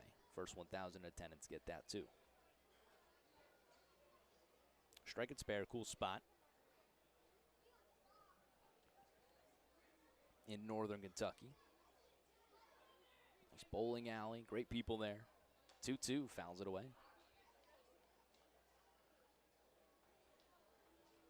Glad to have them as partners here in 2026.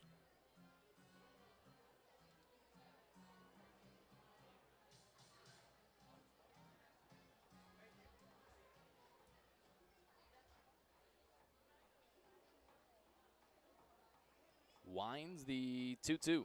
Off speed, misses inside, a full count. Near the displeasure of Evansville fans, but that one about 2 inches inside.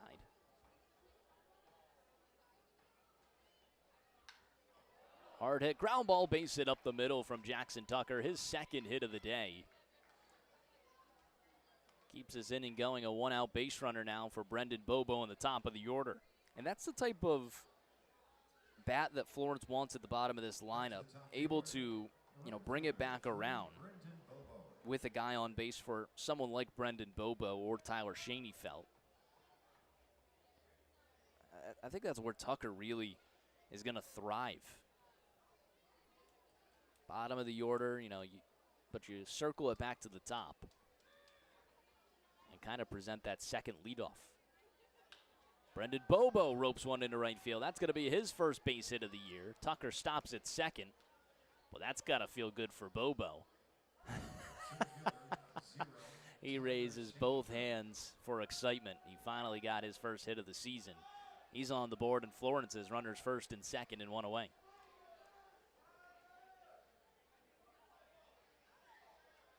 And been a tough start for Bobo. 6 strikeouts as well.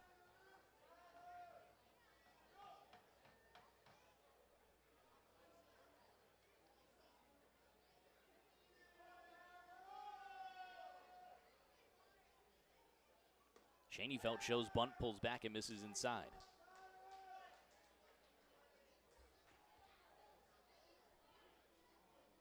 Shaney today, 0 for 2. Struck out looking in the first, flied out to left field last time up in the third. Florence now leading the hit column, 5 hits today for the Yalls.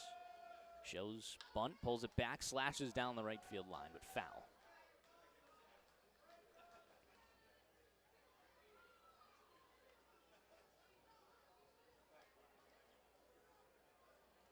It's a 1-1 count. Corners playing in on Schoenfeld.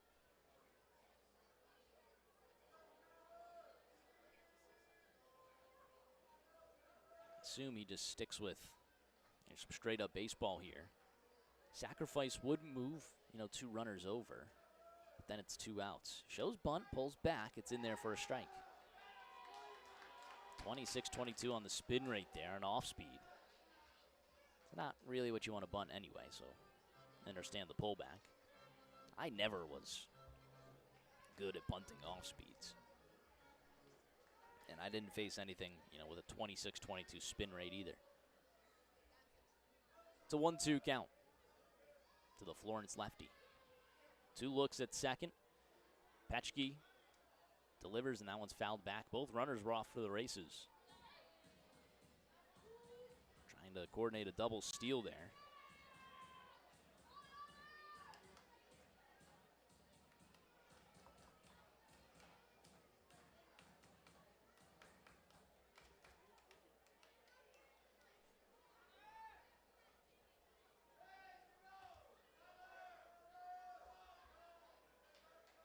Here's the 1-2 again to Schoenfeld. Grounds it up the middle, off the backhand, toss to second one. The relay to first is in time.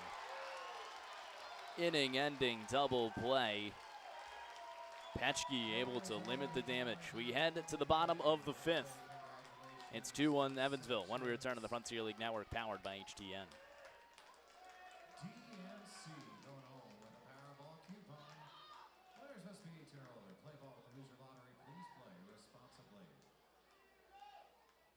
It's now time for some Super Cornhole. Out here in left field, we've got Zach versus James. James wearing the Otters hat. Zach is the Colt.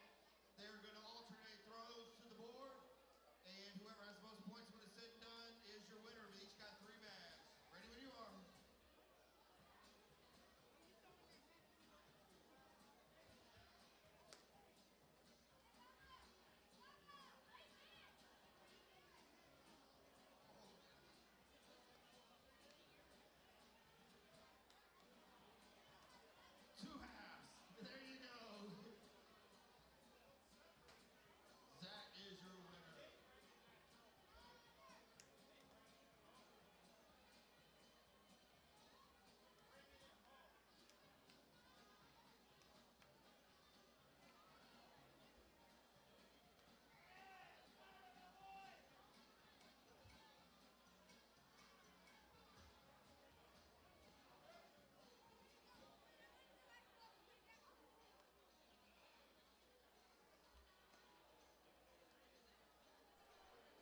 Bottom half of the 5th inning. Zach Westcott back out for another inning of work. This time he's starting. We do have some action in the bullpen. Lefty warming up. Might be Campbell Spradling, might be Aiden McAvoy. I believe I see number 10, which would be McAvoy, warming up in the pen there. He could provide some extended relief if the Florence Yells need it. Like I said, Florence with a loaded bullpen. Trailing 2-1 in the bottom of the 5th. That one's cranked out to center field. Going to send Shaney Felt a couple feet back, but he makes the catch right in front of his chest for out number 1 on the very first pitch of the inning. Westcott's been rolling. Has allowed 3 hits. Of course, the 2 runs came on the 2-run homer from J.J. Cruz. Again, his only blemish, really.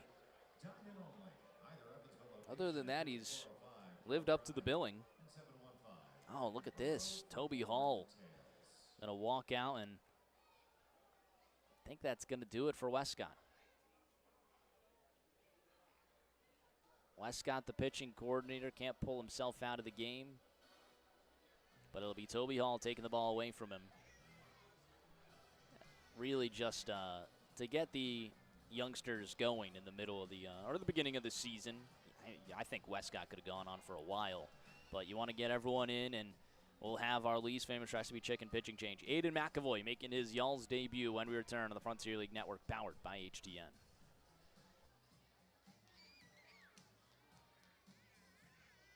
Florence from the bullpen, 10, Aiden McAvoy. And to pitch, McAvoy's on the mound. Beetle behind the plate. Pitcher catcher batteries powered by the Answer Auto Repair East. Find your battery needs at the Answer Auto Repair East. 2319 North River Road or 812-475-9000.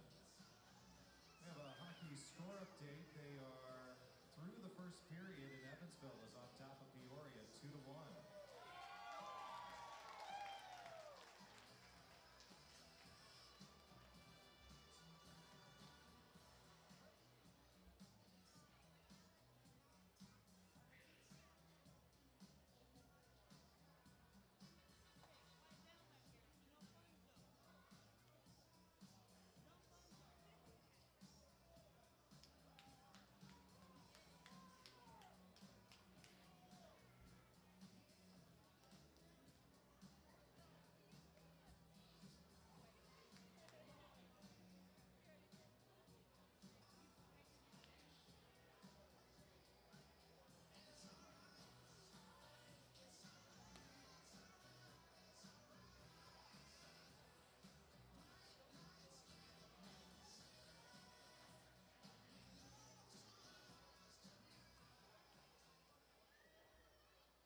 The right fielder, number 11, Jordan Byers. Lee's Famous Recipe Chicken pitching change with a new wing coming into the game. Pick up the best wings in the tri-state area. Lee's Famous Recipe Chicken. Lee's always fresh and never frozen. Aiden McAvoy making his Y'all's debut. The lefty in for Florence here in the bottom half of the 5th inning. 1 away with the bases empty. McAvoy absolutely dominant in his lone exhibition appearance against these Evansville Otters. I mean, just beautiful work. 2 shutout innings, had 4 Ks, 6 up, 6 down. Fastball in there for a strike. Acquired in the trade for Sean Gamelin. And it was a pretty interesting trade because you were essentially trading similar pitchers, except McAvoy is from the left side and then had about 2 points lower on his ERA, so 2 runs lower on his ERA. Very similar in terms of innings and strikeouts that they got, but McAvoy, hey, we'll take the lefty out of Joliet. He picks up his first strikeout, a slider there to put away Vyers as the ball goes into left field. So first batter, first K, picks up right where he left off in exhibition play. 23.93 on the spin rate there. Final line for Zach Westcott goes 4 1/3, 3 hits, 2 runs, no walks and 4 strikeouts. Really just that J.J. Cruz homer. Other than that, he was picture perfect. First pitch in there for a strike at 91. McAvoy is the real deal.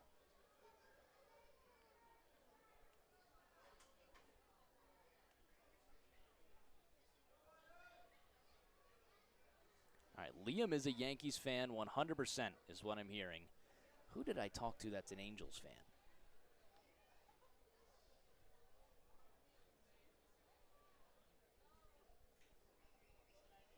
Already mixing up who it was. Liam's a Yankees fan. You guessed absolutely correct about my connection to Florence. I am indeed an Angels fan, but alas, not him.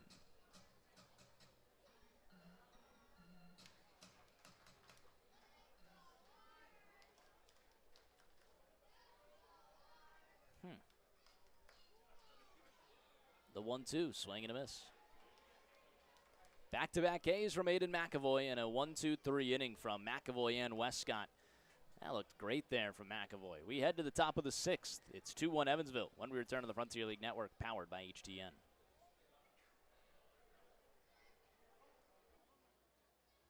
Otter fans, it's time for the Hoosier Lottery's jackpot toss. Otter staff will release Hoosier Lottery beach balls in the crowd. When the music starts, pass the ball through the crowd.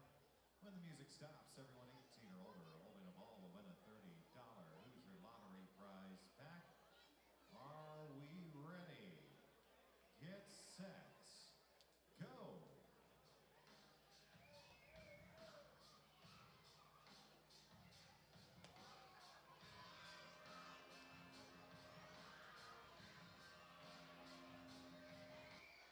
And stop.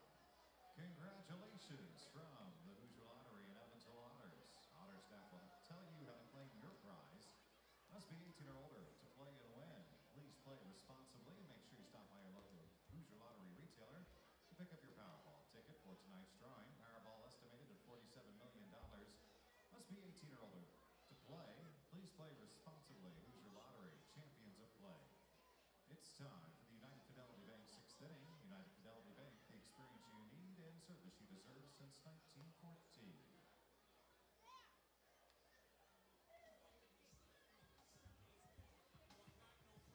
Otters call the bullpen. Ryan Wiltsey in to pitch. Wiltsey's on the mound. Black behind the plate. Pitcher catcher batteries powered by the Answer Auto Repair East. Find your battery needs at the Answer Auto Repair East. 2319 North River Road, 812-475-9000.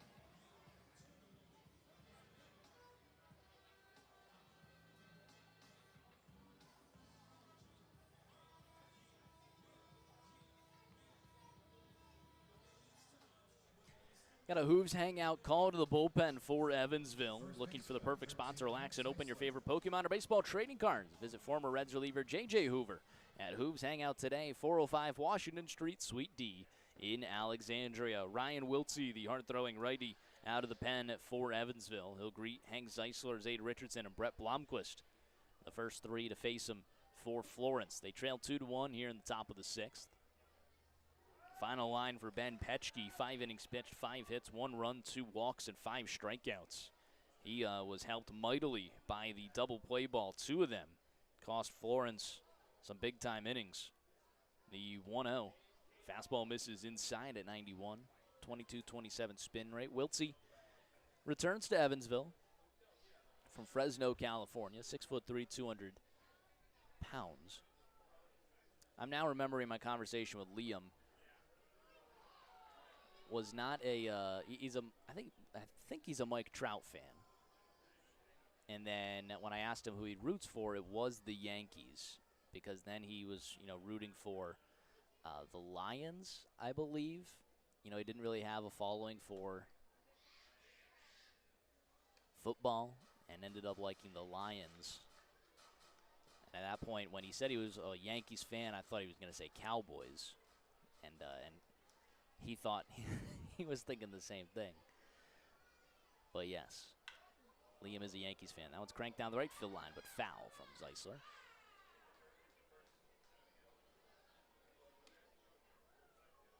Full count.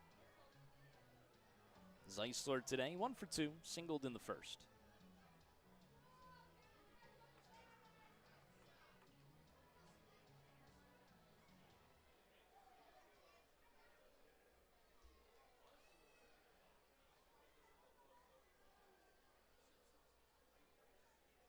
From the stretch, the payoff pitch. Fastball misses upstairs. A leadoff walk for Florence. Second time they've had a leadoff runner aboard today.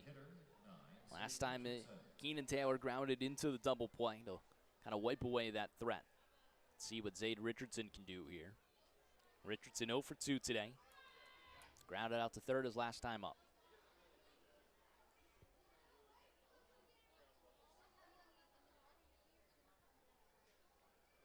First pitch to him, and off-speed misses upstairs.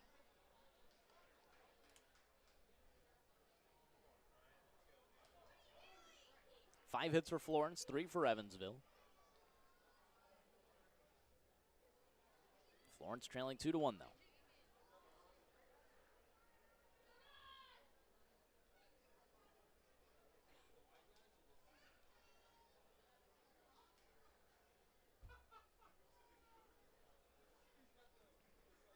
Little meeting on the mound, pitcher and catcher, trying to calm down Wiltsey, who's now got 2 balls and no strikes to Richardson. Zade, the face of the Florence Y'alls, trying to put together a season similar to his 2024. 303 average there, 393 on base, and a 493 slugging.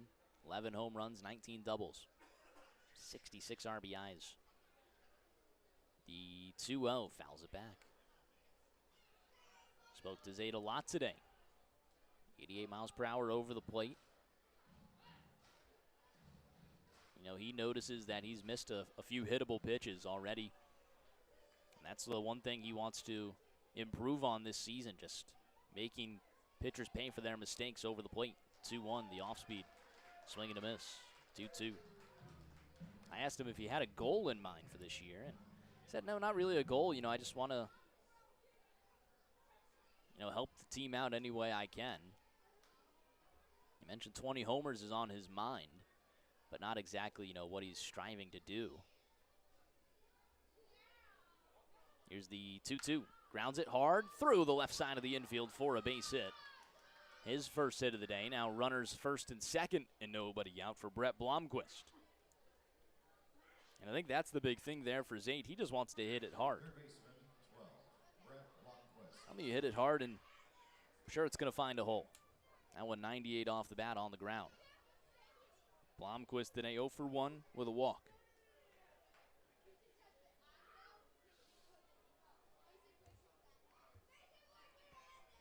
Another big opportunity here for Florence. You got runners first and second. Let's see what they do. They show bunt. He pops it up right over to the third baseman. No throw anywhere, but that's the last thing you wanted.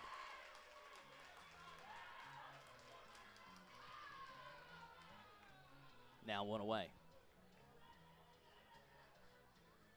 Second baseman, 99, Keenan Taylor. You're at least happy that it didn't end up as a double play. The runners weren't off and running. They did a good job not seeing it down and able to retreat back to their bases. Now it's Keenan Taylor's job. This is what Florence brought him in for. Bring in RBIs. Be a very similar player to TJ Reeves the last 2 seasons. He's got runners out there for him. First pitch to him. Off speed in there for a strike. Just catches the outer half.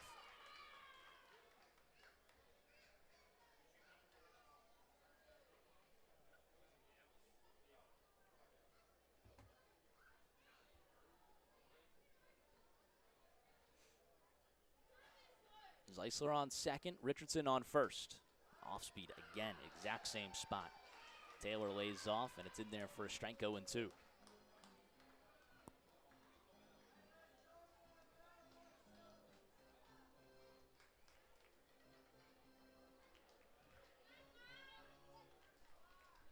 Wiltsey, all of a sudden, his fortune changes. Florence makes a mistake at the plate, and he's got an 0-2 to Keenan Taylor.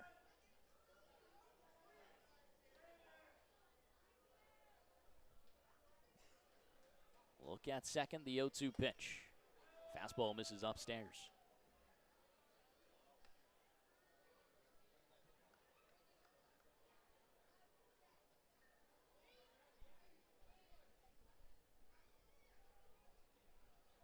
Right side of the infield totally open. The second baseman, Jones, is playing way up the middle. The 1-2 bounces in the dirt, gets away from the catcher. Hank Zeisler motoring around third, but he'll stop there. He thought about it. Gotta love that heart and hustle from Zeisler. If the opportunity was given to him, probably would have taken home. Runners second and third now.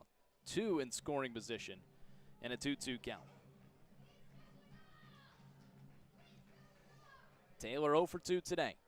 Grounded into a double play his last time up. Trying to help the Yalls tie this game and maybe take a lead. Richardson, the runner on second. The 2-2 off speed.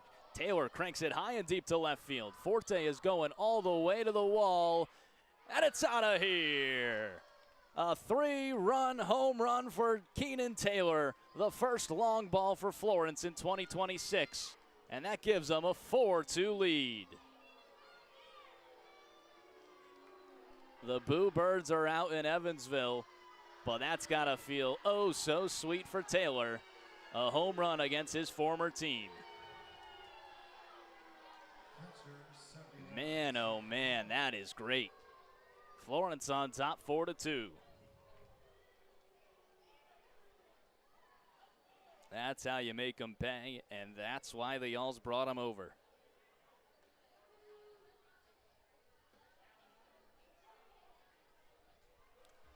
That is exactly who Keenan Taylor is. I got to tell you, I have not heard boos in my time in the Frontier League. And that was as loud as can be. I don't know if they were just booing because they actually knew that it was Keenan Taylor who, obviously went from Evansville to Florence this offseason, or if they were just booing because it's the Yalls and we just took the lead.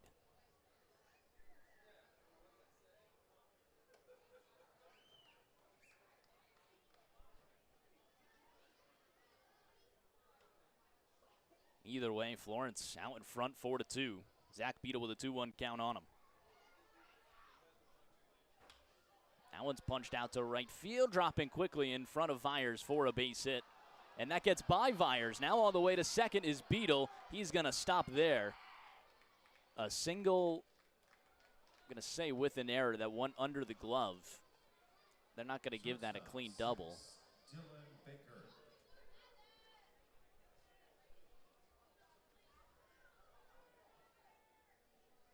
A single E9.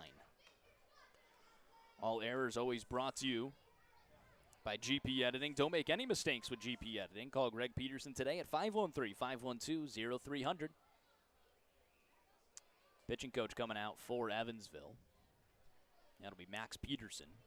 Trying to calm down Ryan Wiltsey, who almost got out of this. Was able to induce a mistake on the Brett Blomquist bunt pop-up. Had Taylor at 2 strikes, but Taylor made him pay. And now it's off to the races again with Beadle in scoring position. Dylan Baker is the batter, 0 for 1 with a walk.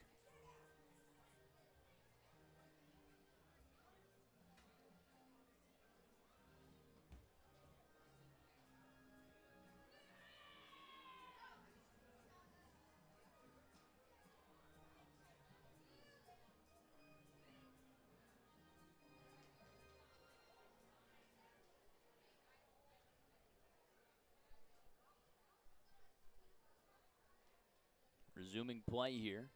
Beadle at second. Got a 3-step lead over there. First pitch to Baker, swing and a miss. 89 at the top of the zone. Baker walked and stranded at third and second in the second inning.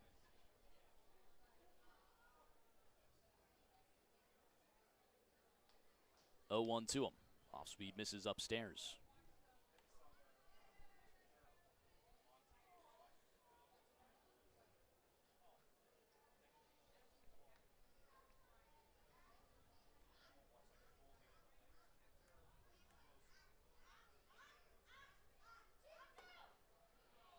Off speed in there for a strike at the top of the zone, 1 and 2.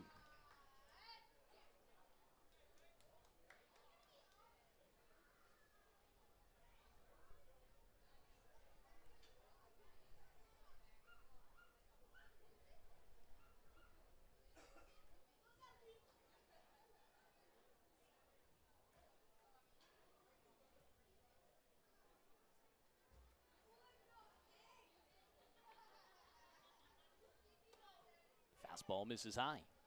2-2. Still can't believe how great that must have felt for Keenan Taylor, especially just hearing the reaction. You could tell that Taylor and Zeisler, they were amped up when they were going back to the dugout. 2-2 to Baker, swing and a miss on the off speed. Out of the glove, and the tag applied for the out. Second out of the inning, first K of the day for Wiltsey. Brings up Jackson Tucker, who's 2 for 2 with 2 singles, including an RBI in the second.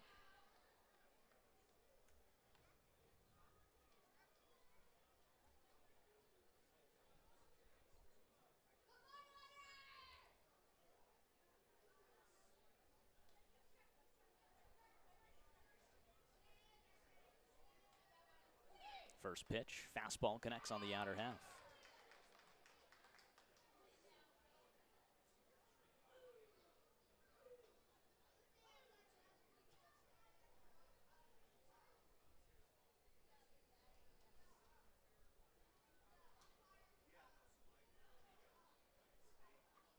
Oh, 1, skied foul.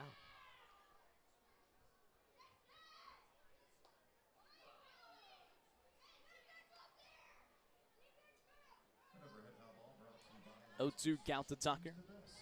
The rookie who picked up his first professional hit with the Yalls. Again, it's interesting to call the MLB Draft League Pro or not. We'll just call it the first one with the Yalls.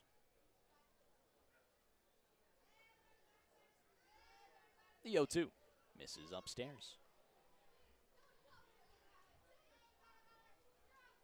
Runner on second, still Beetle, 2 away. Florence with a 4-2 lead here in the top of the 6th.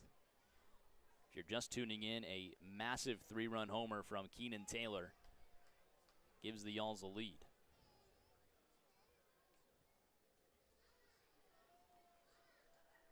Tucker calls time. Moves the helmet. Something in his eye, I don't know. It's a 1-2 count.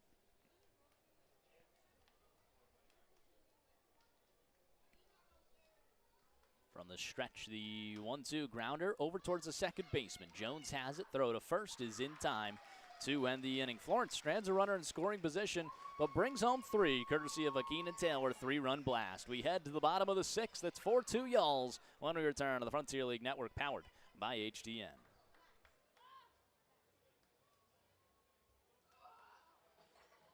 Time for the dance cam. We need everybody to get up and show us those dance moves. Our top dancer is going home with a prize. So a prize is on the line. Who's going to impress our judges with those dancing moves? I see someone doing the gritty in front of the press box wearing the orange shirt. I'm impressed.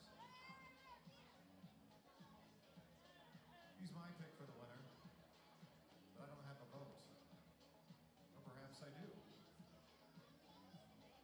Oh, do the gritty for your mom. She wants to get a video of it. There we go.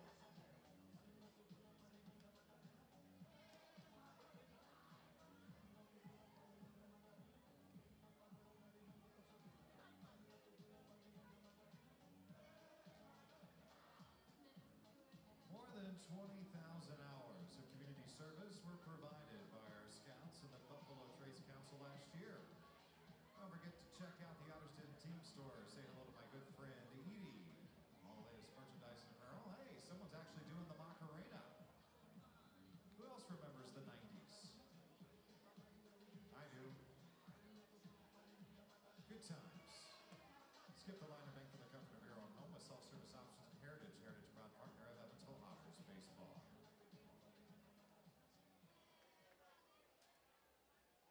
Top of the order to you with the Edward Jones leadoff batter, the center fielder number 3, Sean Ponder.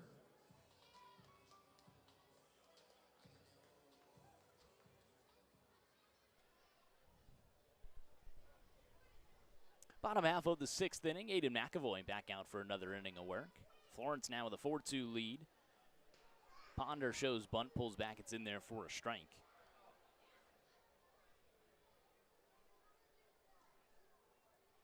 McAvoy came in with one away and the bases empty in the fifth. Had 2 back-to-back strikeouts for a 1-2-3 inning with Westcott and McAvoy combined. Again, Westcott 4 1/3, 3 hits, 2 runs, no walks, and 4 strikeouts. Doesn't qualify for the win here. Aiden McAvoy would have the ultimate snake win, coming in 4 1/3 after 4 1/3 innings. And then Florence takes the lead right back. That's not the ultimate snake win, but faces 2 batters and gets the win. As long as it stands, as long as the score stands. Don't want to make any assumptions here, but we like to think positive. The Florence Y'all's Baseball Network. Thank you for tuning in, whether it's the YouTube audio stream or Home Team Network. Here's the 1-2 to Ponder. Fouls it away. Let's do a little of this state in baseball history. Bottom of the 6th here. The state in baseball history always brought to you by Furniture Fair. Style, comfort, value. That's the Furniture Fair promise. Visit your local showroom or shop online at FurnitureFair.net.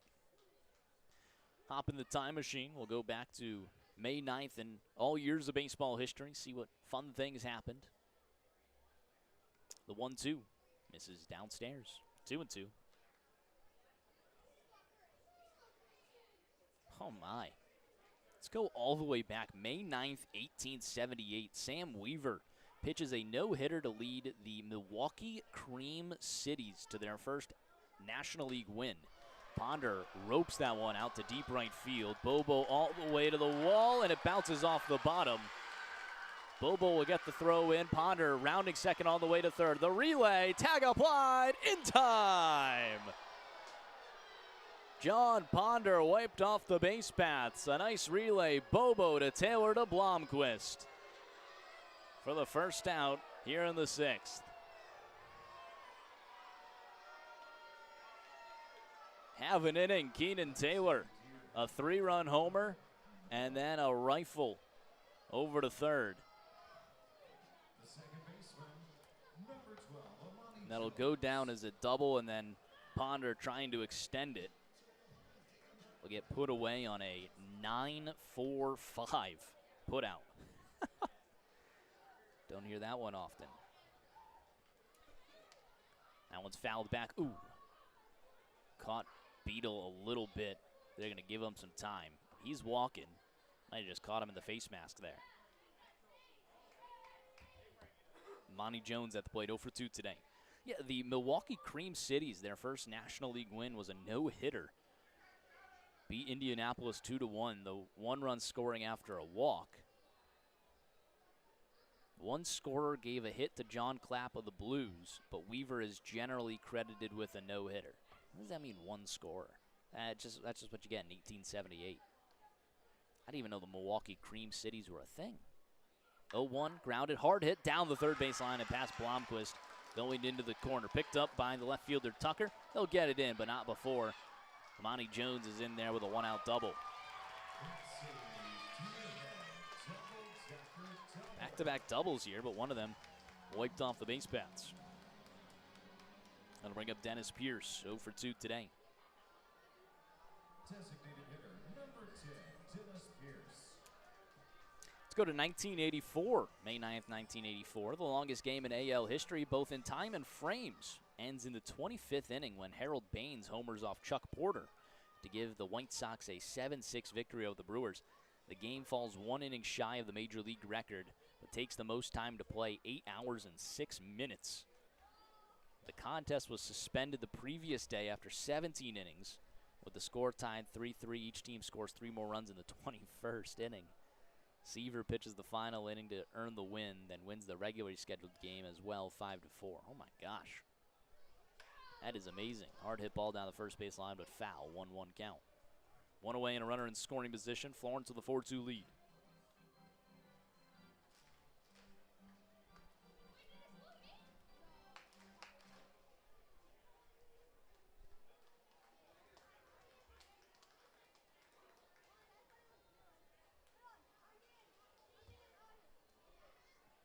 McAvoy working from the stretch, middle of the rubber. Rolling lead over at second, a good hold from McAvoy. The 1-1, hard hit over towards Baker. Swallows it on 2 hops. Throw goes on to first, and it's scooped and in time by Hank Zeisler. Zeisler with the scoop there. Can you dig it too? Head over to Can You Dig It RC in Erlanger for hands-on remote-controlled construction and 4x4 rock crawling fun. Visit us in-store or book online at CanYouDigItRC.com. 6-3 on the put-away.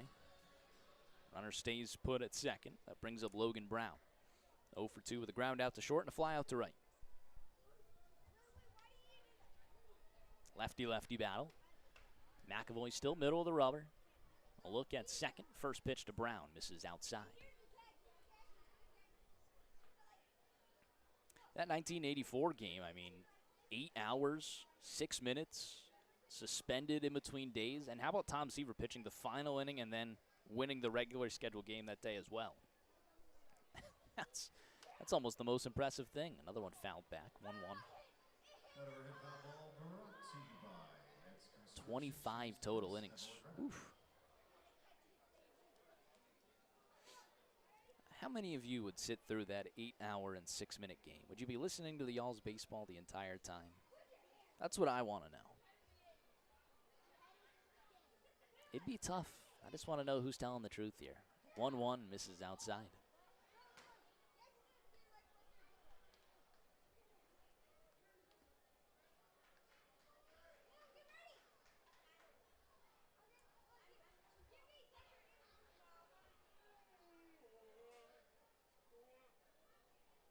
Two-one count.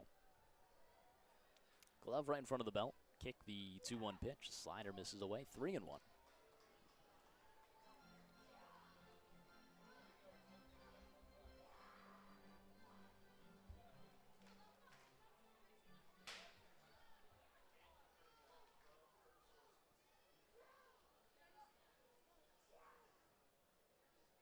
Two looks over at second. 3-1 pitch. Fastball dots up the outer half. Logan Brown had already tossed the bat back to the dugout. 23.66 spin rate there from Aiden McAvoy. Now a full count.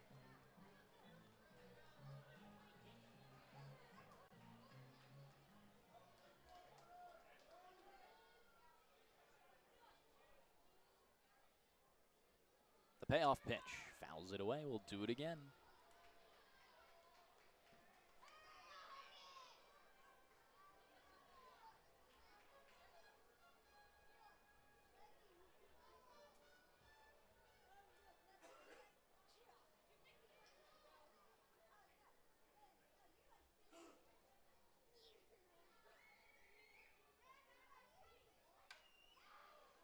Two fouled away again down the left field line.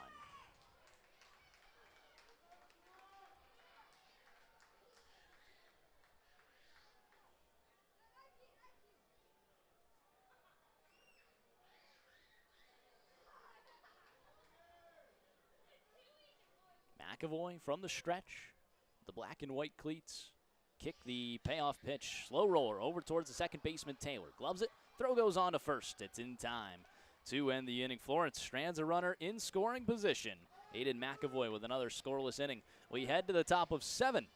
Florence on top 4-2 when we return on the Frontier League Network, powered by HDN.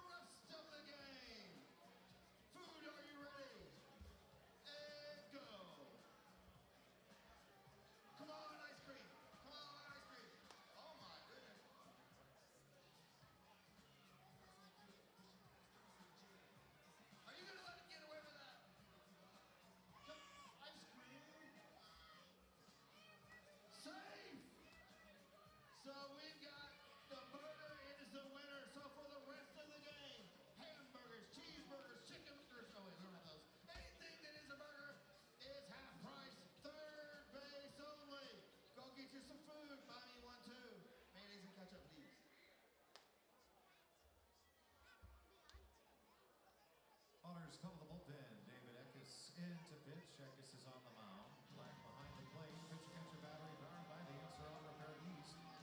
Find your battery needs at the Answer Auto Repair East. 2319 Oak Road in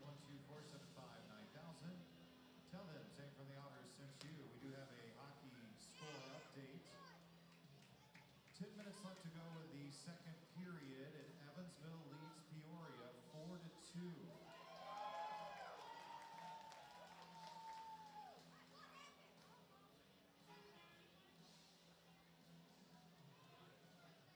Otters are back at the ballpark on Tuesday night, their first divisional game of the year, against the Washington Wild Things. The first $2 Tuesday, $2 hot dogs, popcorn, and water, and 12-ounce Busch Light drafts. Tickets at EvansvilleOtters.com.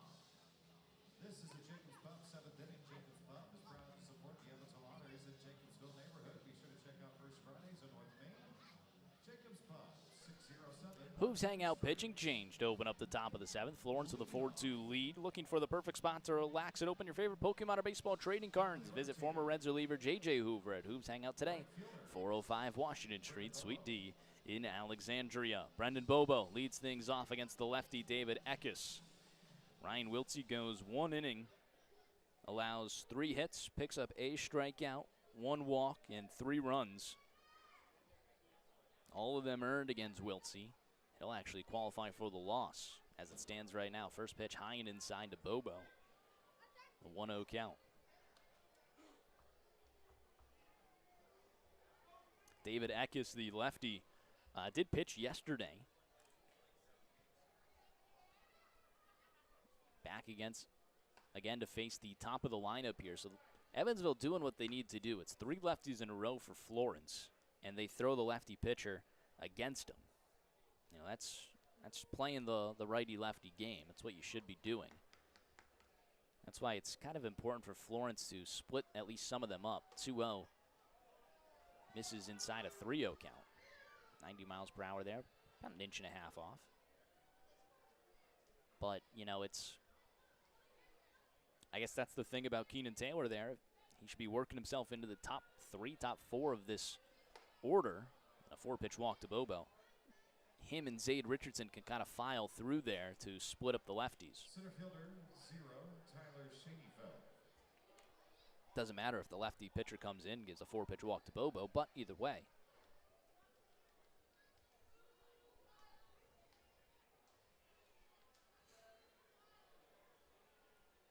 We're getting good at this highlight thing here, folks. Let me tell you that. That one misses outside.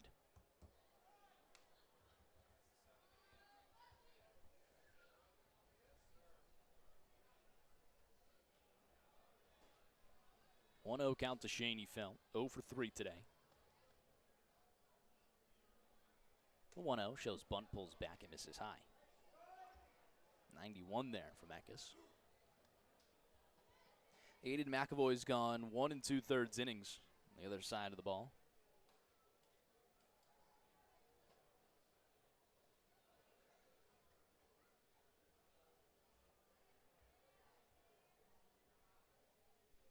Two-0. Bunt in there for a strike. Late pullback from Shaney Felt. Top of the zone. You know, you never really know on this TrackMan thing, but did miss. 2-1 count.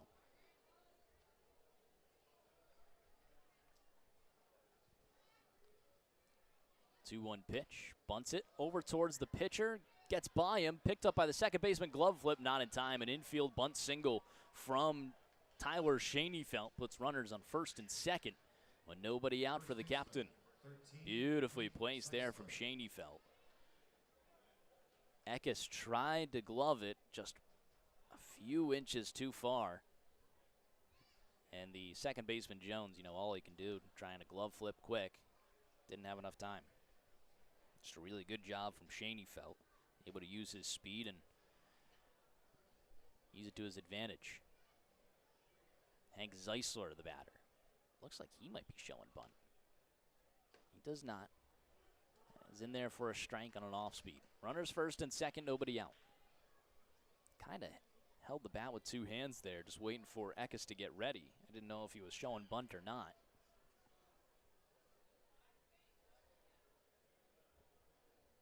Zeisler's 1 for 2 today, walked and a run scored his last time up. That one misses away. Got Will Karsten's father, Kyle Karsten, tuning back in. He said, glad y'all's baseball is back. You're absolutely right about that.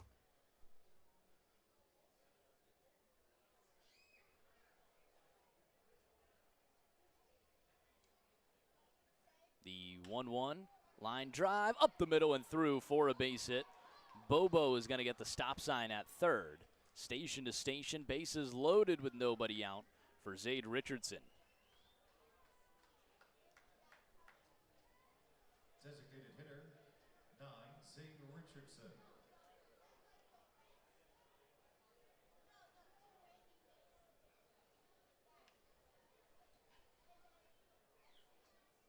I don't even know how to see this DM here from Kyle Karsten. It's some new end-to-end encryption. Meeting on the mound, looks like that's going to do it for Eckes. He faces the 3 lefties, all 3 get on, and we'll see a new pitcher coming to the ballgame. Another Hoops Hangout pitching change when we return to the Frontier League Network, powered by HDN.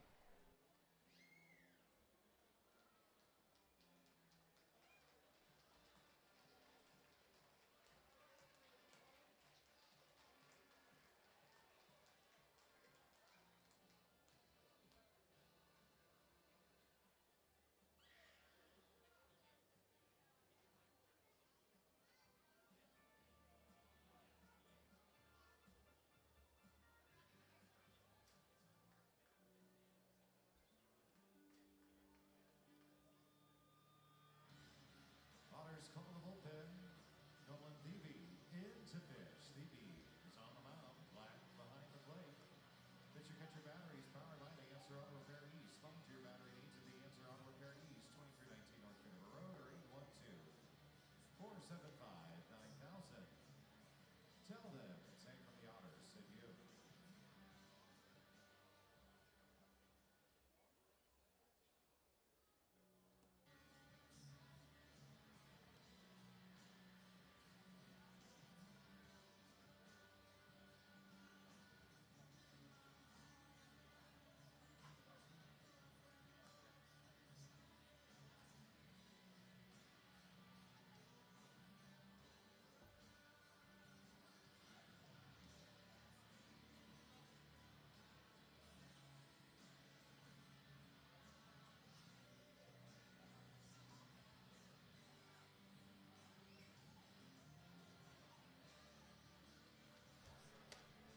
Top half of the 7th inning. It's 4-2 Florence.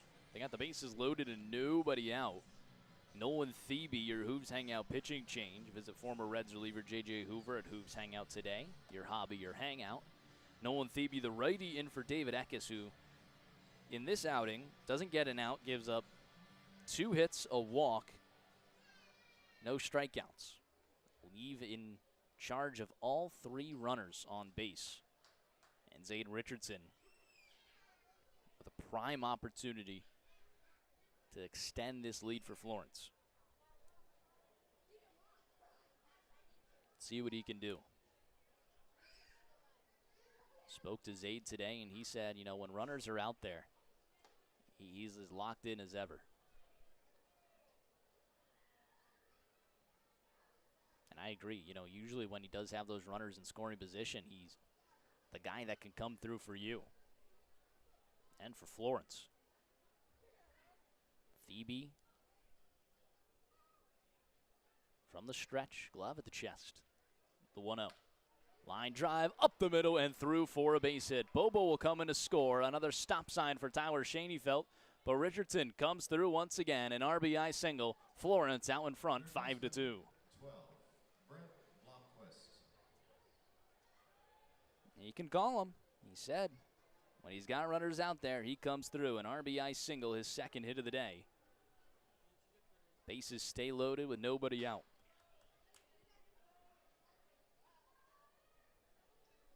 Brings up Brett Blomquist. Him and Tucker both have their first hits as Yalls. Blomquist today 0 for 2 with a walk. Off speed in there for a strike from Thebe. Stephen Gregg tuning in. Bases juiced, go Yalls and stay Yalsome.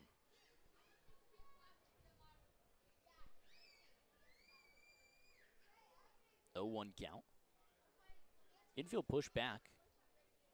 Really nobody in on the grass. Grounder up the middle, fielded by the second baseman. Tag second for 1. Relay to first is high, and he's wiped off the base path. Or wiped off the bag. Did not get back in time. So Blomquist is safe. The run comes in to score. It'll be an RBI fielder's choice. Runners at the corners and one away. And you can't call it an error because you can't assume a double play. So it's only Richardson that was out there. Zeisler now at third. Schoenfeld came in to score. 6-3 Florence. Blomquist with an RBI. And a good job at that to beat the throw over to first. A little bit of assistance with the high throw. First pitch to Taylor. He grounds it up the middle and through for a base hit. Zeisler will come in easily. An RBI single for Keenan Taylor, his fourth RBI of the day. Florence now in front, 7-2. Y'alls have broke this one open, and this is the Florence we were used to.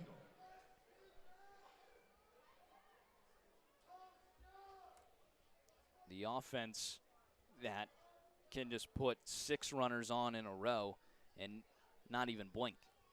Brings up Zach Beadle. He's got 2 hits today.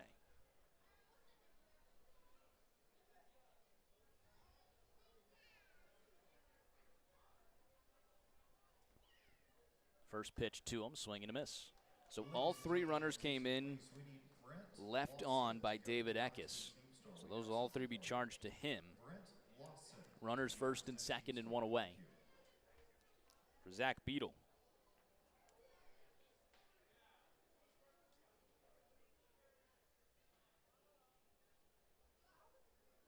From the stretch, the 0-1, swing and a miss. Tell you what, Ron Burgundy.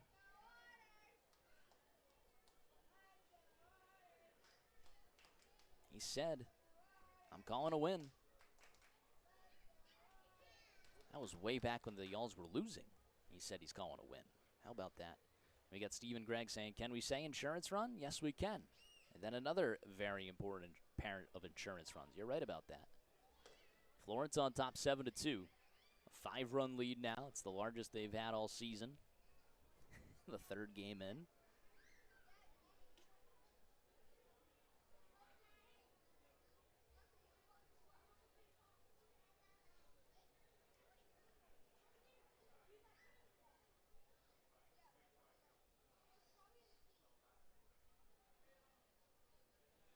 The 1-2. Called strike 3, fastball bottom of the zone. 90 miles per hour there. What a good spot. Did connect on TrackMan. Really good. Shortstop 6, Dylan Baker.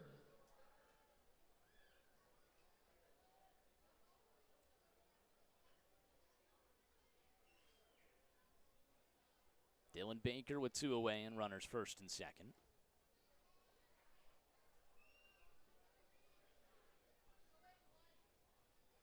First pitch, grounds it left side and through for a base hit. Blomquist is going to get the wave around third. Throw comes in, but it's not in time. An RBI single from Dylan Baker. Florence out in front, 8-2. 4 runs here in the 7th. They've blown this game open. Left fielder, 55, Jackson Tucker. Not doing much here in the inning either. Single, single, single, single, single. 5 singles, an RBI ground out, and a walk. Every base runner, every batter has reached base in this inning right now. There's 2 away. I'm sorry. Side Zach Beadle. Every batter has reached base. But Beadle's reached base twice already today. Jackson Tucker watches it outside. It misses 1-0.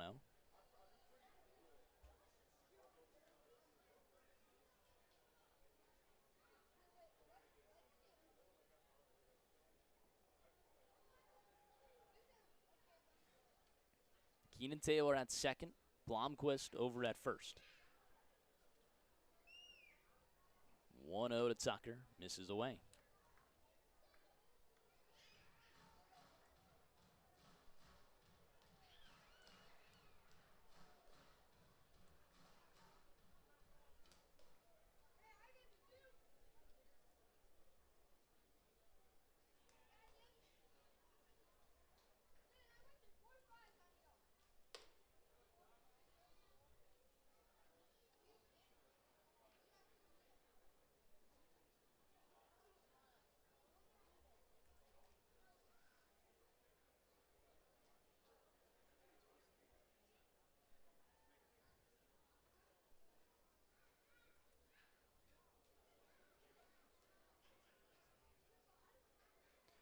3-0 in there for a strike 3-1.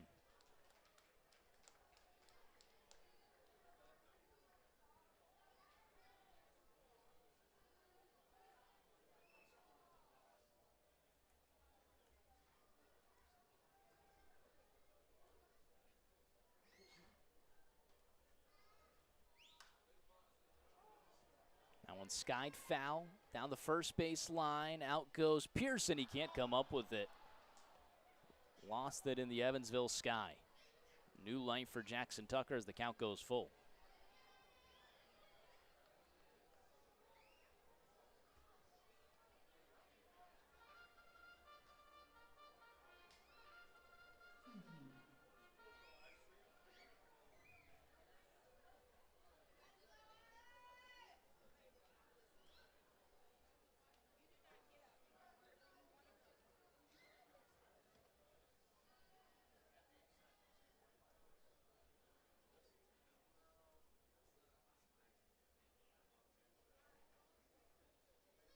Payoff pitch, crushed out towards center field. Ponder over towards his right.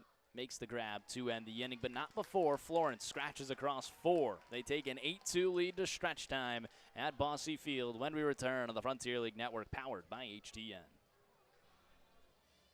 You know what time it is? It's time to stand up, stretch, and sing. Here we go. Take me out to the ball game. Take me out to the crowd. Buy me some peanuts and Cracker Jack. I don't care if I never get back, and we'll root for the Otters. If they don't win, it's a shame. For it's 1, 2, 3 strikes, you're out at the old ball game. Nicely done. Let's get some runs.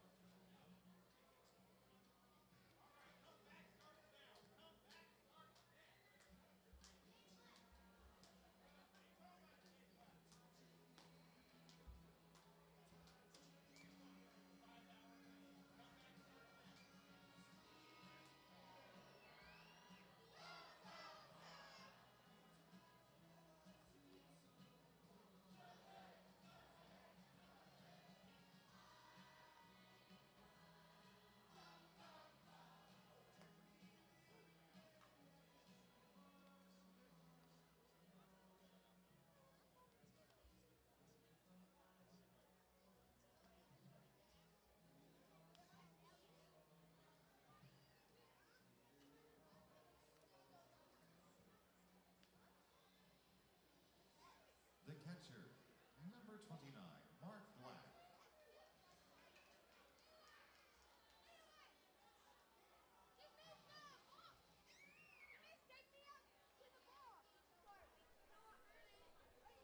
Stretch time here at Bosse Field, always brought to you by the Stretch Lab. Stretch Lab's team of highly trained flexologists will give you a deeper stretch than you could ever achieve on your own. Visit stretchlab.com to find a location near you. 0-1 count to Mark Black, still Aiden McAvoy on the mound for the Yalls.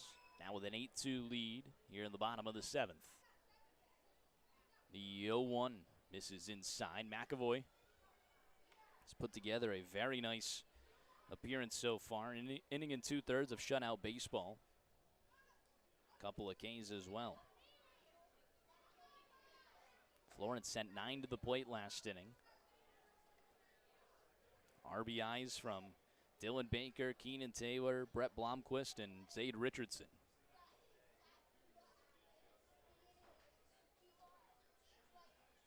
Two-one in there for a strike.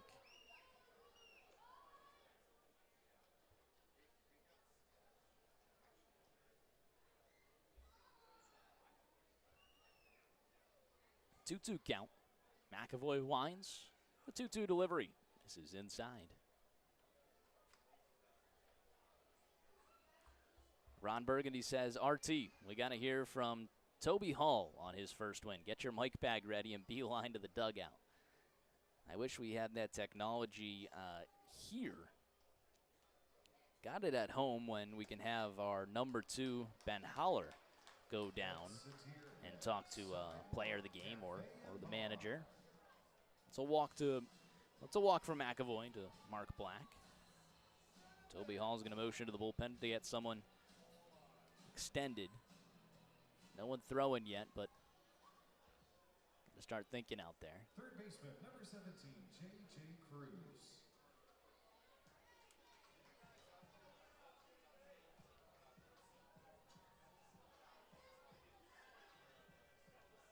We'll definitely have post-game interviews at home. You know, it requires a wireless mic and then someone back here to tend to it.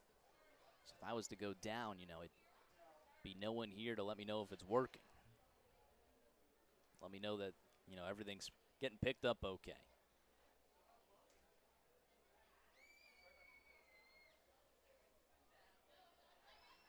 J.J. Cruz at the plate. He's 1 for 2. A 2-run homer in his first at-bat. He's provided 2 runs for Evansville today. First pitch in there for a strike. Lefty-lefty battle.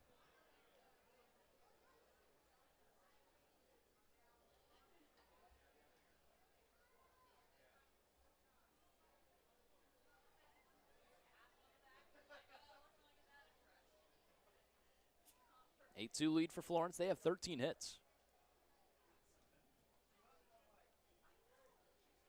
Keenan Taylor right now probably your player of the game. 3-run homer and then an RBI single the inning after. Plus a very good defensive play. That one misses, a 1-1 count. It is the bottom of the 7th. That means it's time for Rip That Pack. As if I could forget. Bottom of the 7th here. Got 2 more packs to open in this 2025 Panini Select. That one's in there for a strike. Saw a couple guys that we went to a mall earlier today, and a couple guys got some baseball cards.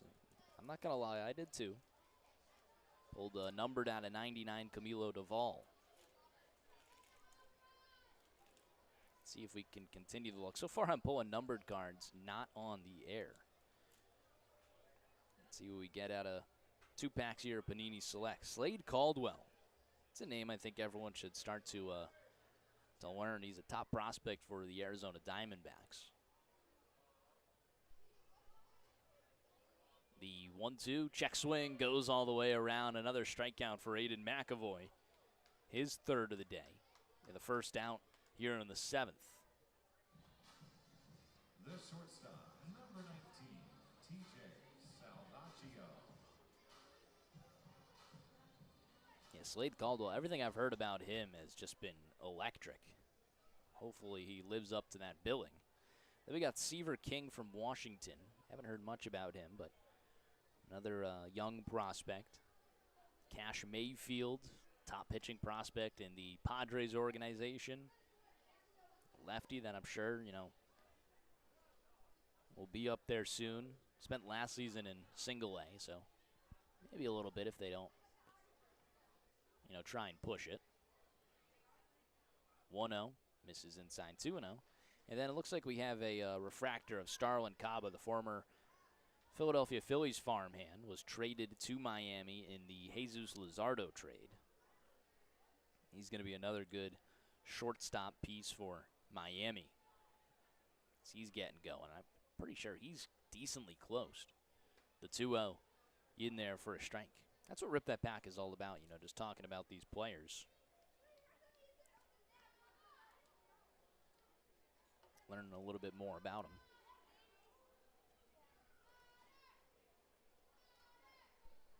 Rip That Pack will be amplified when we get Kirk Kramer back in.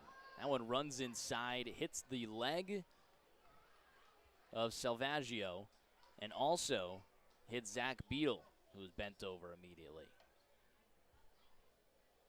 Toby Hall's going to come talk to Beadle. I think they also might make a change pitching. Someone is warming up in the bullpen. Looks like Ahmad Harajli. Take another look at HTN. Yeah, that one just ran inside. 90 miles per hour. Couldn't feel good off the leg for either Salvaggio or his Beetle. Beetle got hit hard too. There's one away and a runner on first. Toby Hall's just going to head back to the dugout. No move yet, so it'll still be McAvoy in the inning. Brings up Jordan Vyers. The right fielder, Runners first and second. Second walk technically here from Aiden McAvoy. Vyers 0 for 2 today.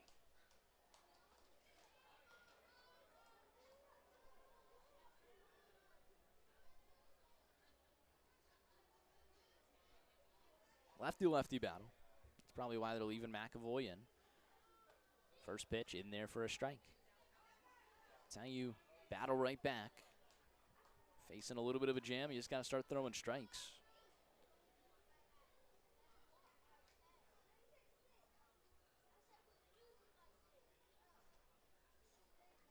The 0-1 misses downstairs. Get to our second pack. We start off with the Los Angeles Angels rookie Christian Moore, former University of Tennessee alum, plus a Suffield Academy alum. That's my alma mater for high school. Say alma mater for high school? I think you do. Went to the same high school. He's from Massachusetts. That one gets away from Beetle. Runners off to the races. Beetle is limping around. Runners now second and third with one away for Vyers, who's got a 2-1 count on him. That's Christian Moore. Spent some time at Suffield Academy after I was already graduated.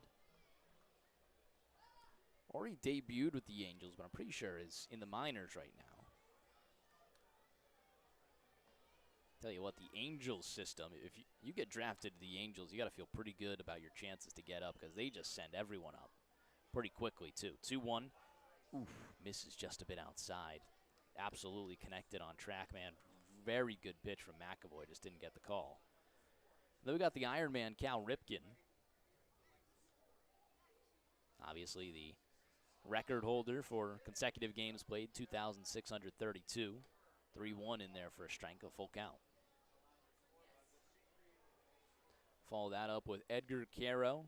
Broadcasted him when he was with the Birmingham Barons. I believe he was also traded. I broadcasted him in 2 spots. The payoff pitch fouled back.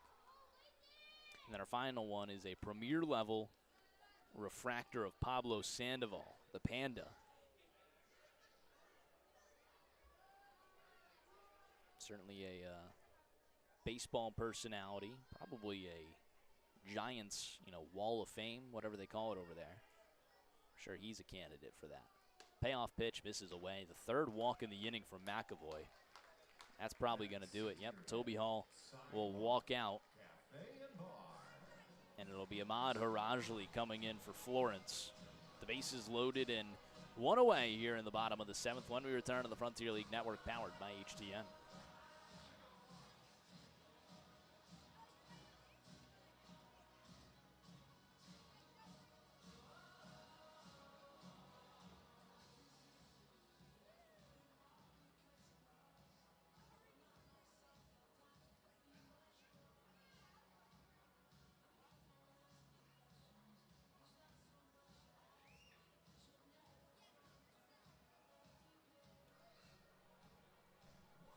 Toby is not going to make the move here. I figured for sure Harajli had stopped throwing. I thought that was going to be it. Absolutely. 2 walks and a hit by pitch, and they're going to trust McAvoy to try and get out of it. I guess it's, again, it's another lefty and Forte. McAvoy trying to calm down and get himself out of this. He's a double play ball away.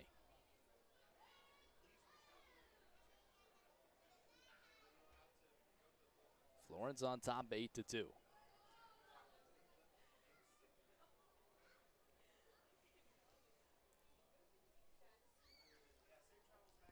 First and last time we use Panini Select on the Rip That Pack. Did not get much from them at all. The only time we got a numbered card, and I ripped that in the hotel. because I knew we had an extra pack. So that's on me, I guess. Again, it's going to be amplified for Rip That Pack once we get Kurt Kramer up and moving around. It's a fun personality back at home to have. 0-1 count to Forte. 0 for 2 with 2 strikeouts today. The 0-1 misses away.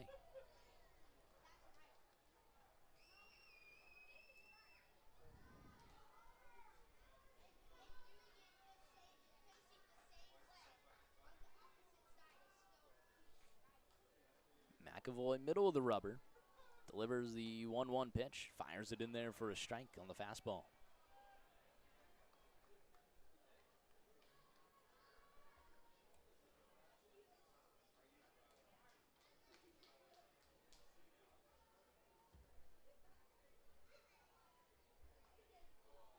The 1-2, swing and a miss on the slider. Zach Beadle hangs on to complete the strikeout. Forte 0 for 3 with 3 Ks, and that's the 4th K of the day for Aiden McAvoy. And now Toby Hall's going to go out. So they really were playing that lefty matchup. They'll make the move to Ahmad Harajli, who's coming in with the bases loaded and 2 away when we return to the Frontier League Network powered by HTN.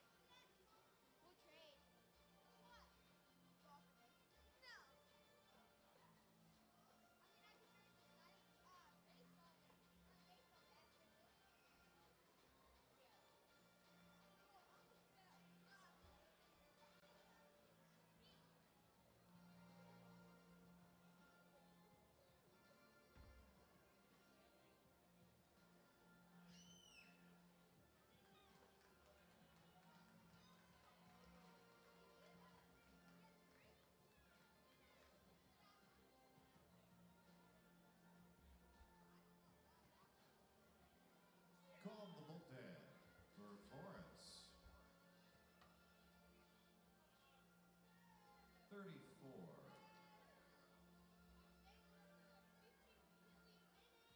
Ahmad Harajli. In to pitch.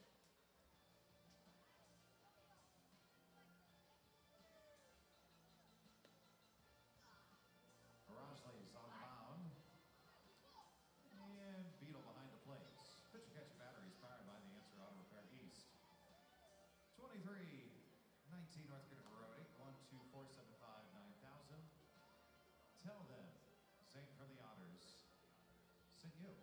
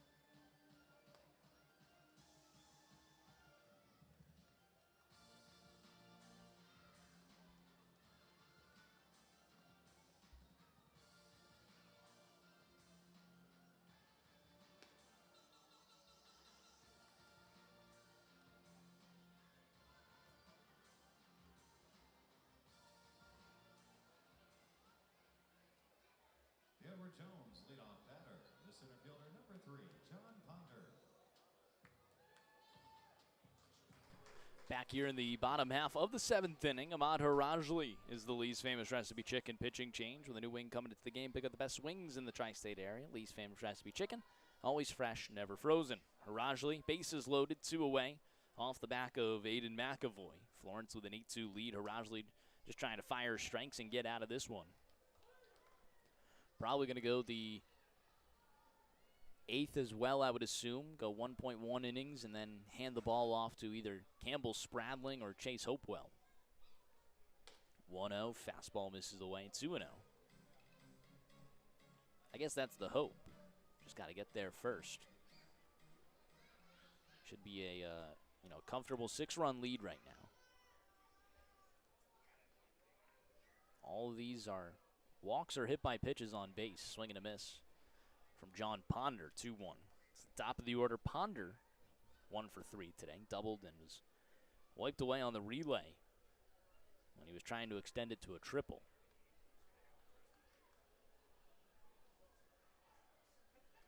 2-1.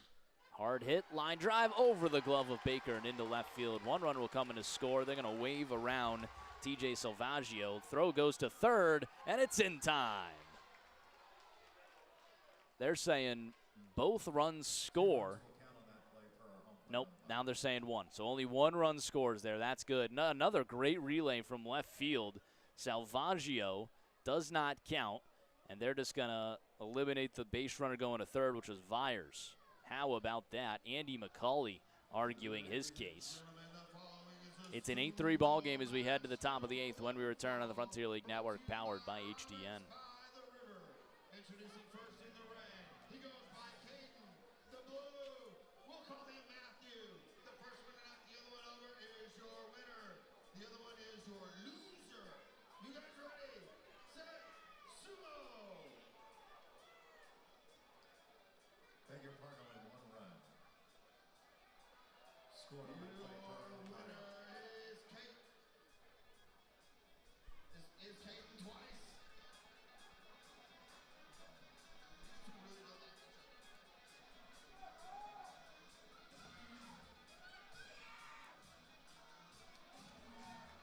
Your winner is still Caden. Savor the flavors of the South at Roberts by the River in Evansville. And don't miss our Friday fish fry featuring all you can eat crispy fish, hush puppies, fries, and coleslaw for just $18. They are located at 6 Walnut Street or online at robertsbytheriver.com. Otters come to the bullpen. Luke Baker into pitch. Baker's on the mound. Black behind the plate. Pitch catcher batteries powered by the Answer Auto Repair East. 2319 North River Road, 812-475-9000.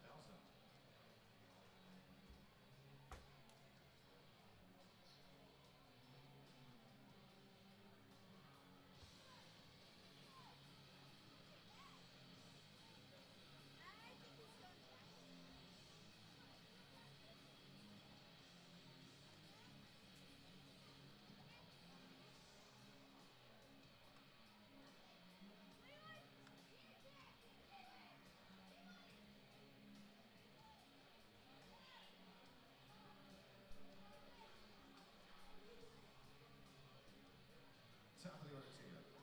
Right fielder, 3, Brendan Bobo.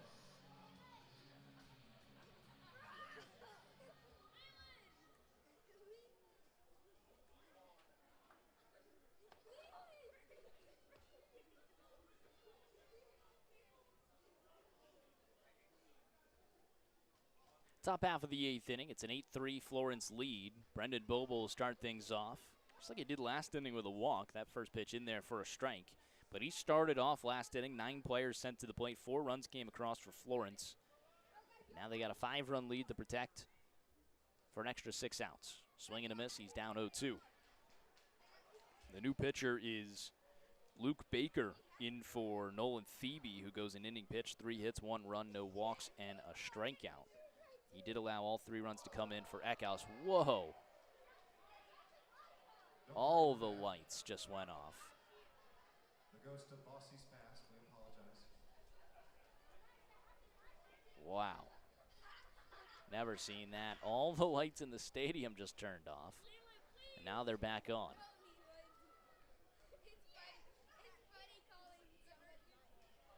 The 0-2 swing and a miss.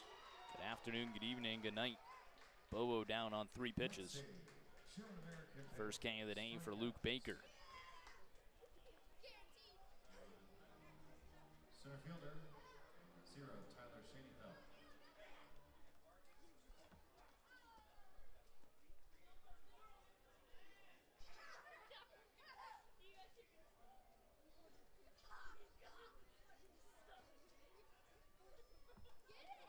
First pitch to Tyler Shaneyfelt misses high and inside.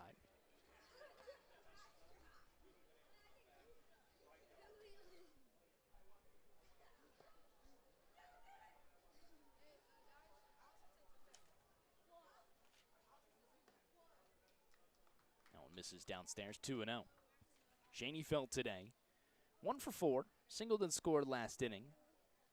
Struck out back in the first.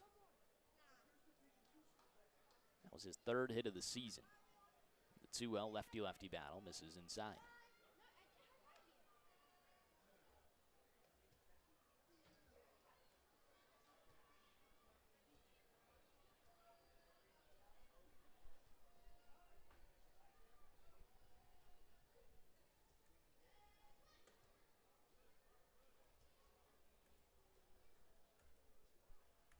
That one misses inside. A 4-pitch walk to Tyler Shaneyfelt. Florence has some action in the inning. First baseman. 1 out base runner now for Hank Zeisler. He's picked up 2 hits, 2 for 3 line with 2 runs scored and a walk.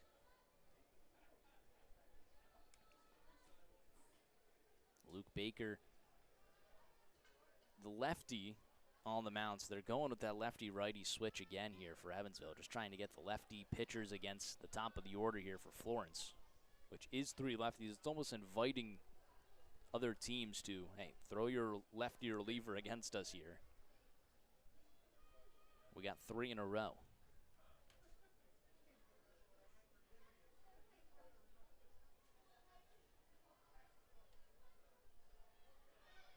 Shaneyfelt takes off. The throw goes down to second. Not in time. First stolen base of the season for Tyler Shaneyfelt. He moves himself into scoring position. Pitch was a ball, a 1-0 count to Zeisler. He's 1 for 2 on stolen bases now.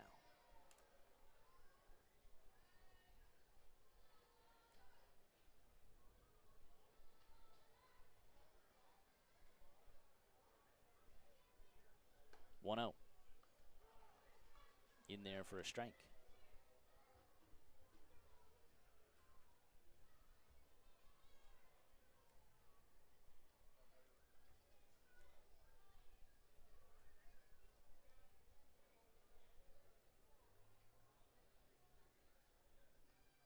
Shaneyfelt bouncing around at second. Here's the 1-1 to the captain. Zeisler misses inside.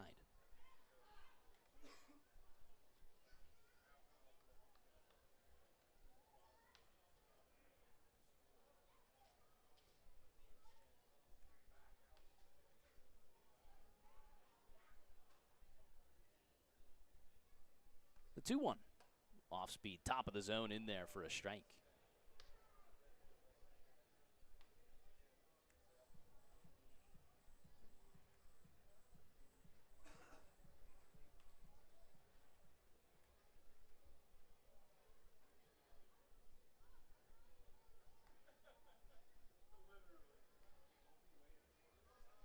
Look at second, the 2-2.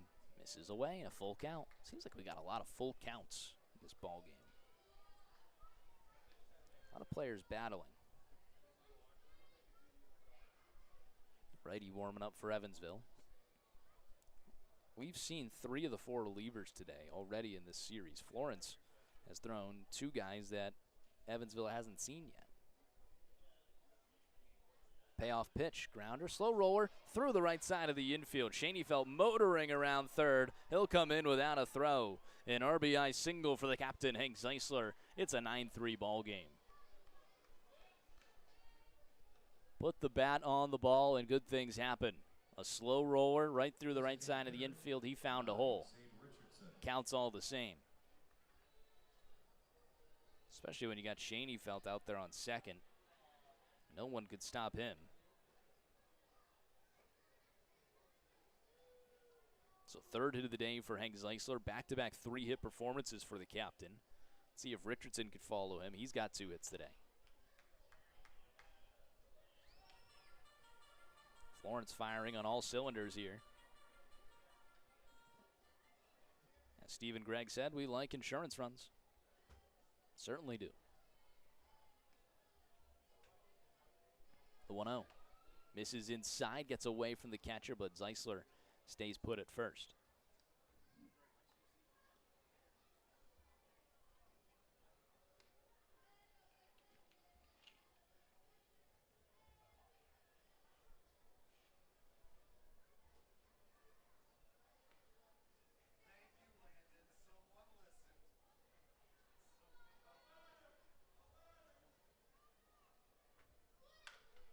Richardson cranks that one out towards right center field. Ponder all the way on the run towards the wall. He looks up, and he makes the grab in front of the wall, banging into it. Oh, my. What a miraculous grab from John Ponder in center field. I think Richardson just kind of has to tip the cap. I thought that one was going to go out of here. He lifted his head up as if he was just looking at to the fence. But instead, it was just an over-the-shoulder grab.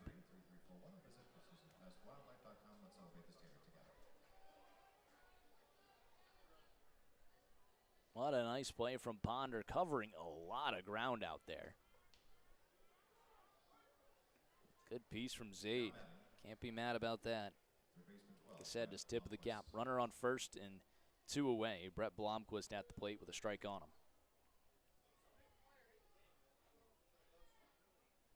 0-1. Catches the top of the zone.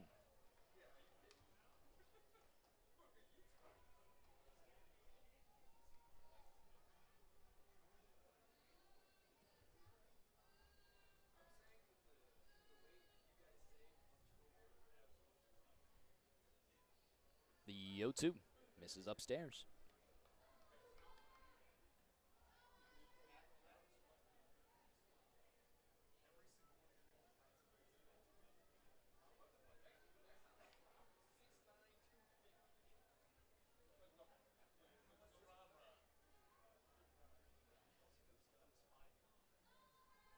One-two, swing and a miss.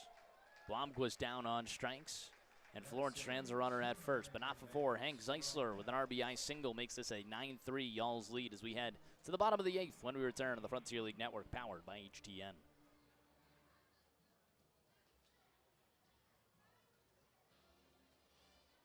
Otters fans, it's time for the Legends Zip, brought to you by Pizza. Down the right field line, we have Benjamin Bossy, F.J. Wright, and William Henry Harrison. They'll be racing along the warning track on the infield to see who the most legendary legend in Legendom is. Legends, are you ready? Go! Place your bets, place your bets.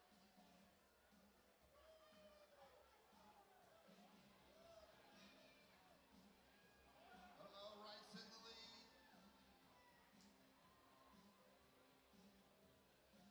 West Side representing F.J. Wright is your winner. If you had F.J. Wright on your ticket, go collect your prize. There is no prize. You can find out more about exciting scouting opportunities at bescout.org. This is the McMahon Exterminating 8th inning. Remember, who can help with all your pest control needs? McMahon can.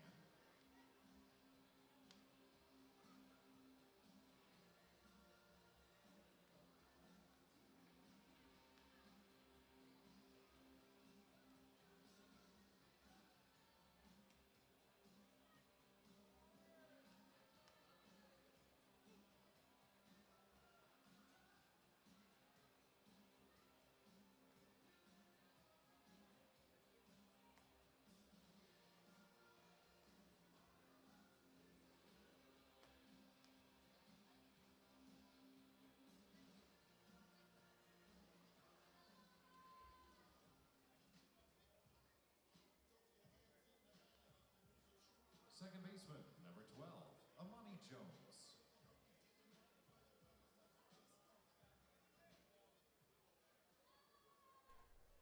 Bottom half of the 8th inning, it's 9-3 Florence. Ahmad Harajli going to work with a clean inning here.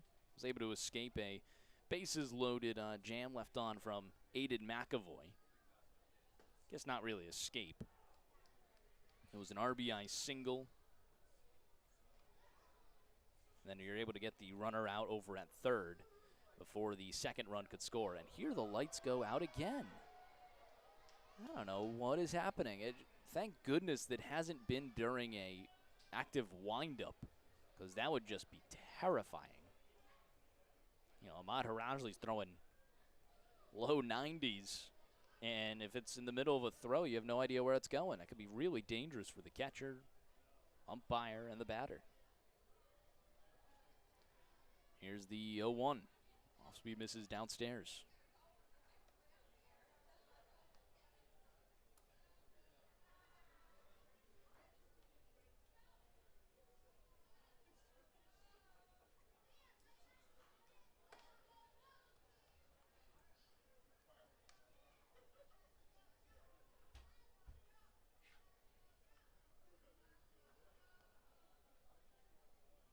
Monty Jones, the batter, the lefty at the point.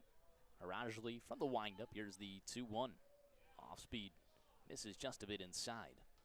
Harajli was just as equally dominant in his exhibition appearance.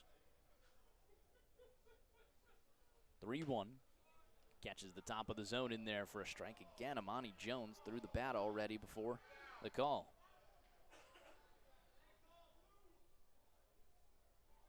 Jones calls time.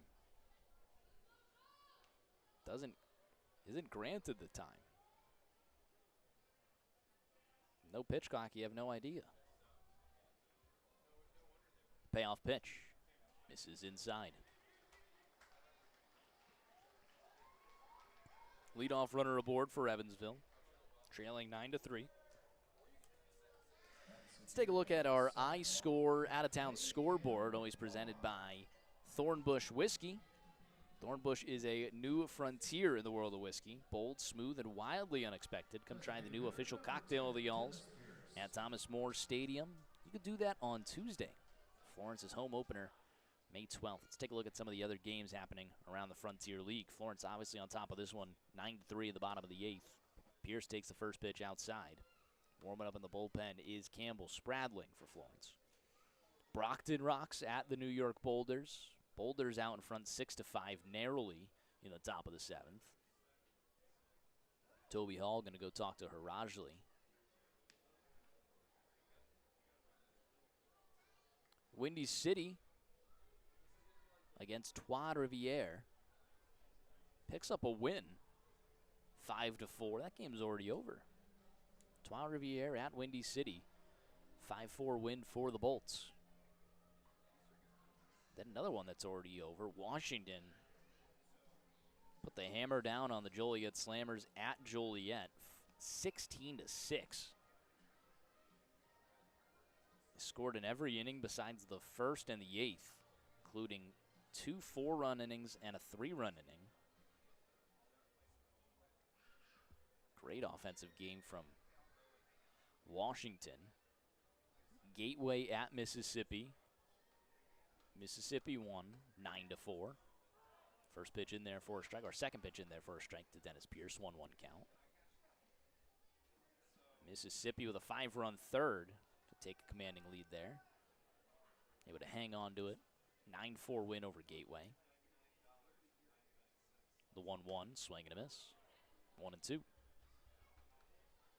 Schaumburg at Lake Erie, convincing 10-1 win on a 7-run fourth inning from Schaumburg. The Boomers taking it to the Crushers in Lake Erie. Statement win. The 1-2. Cranked out towards right field. Bobo all the way to the warning track and runs out of room. A 2-run blast for Dennis Pierce. That makes this a 9-5 ball game. This one's not done yet. Evansville won't go quietly.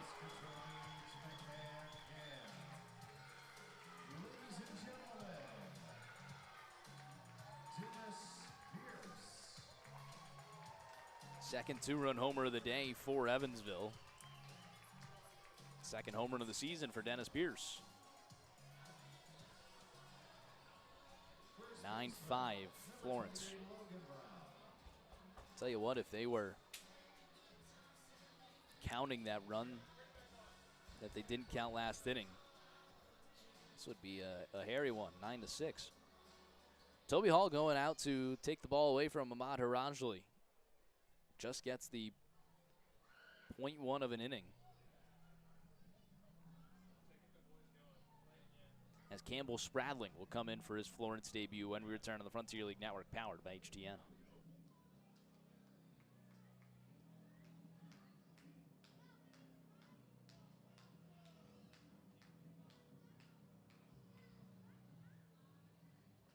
We have a hockey score update. 10 minutes left to go in that game. Third period, and Evansville still leading Peoria 5-3.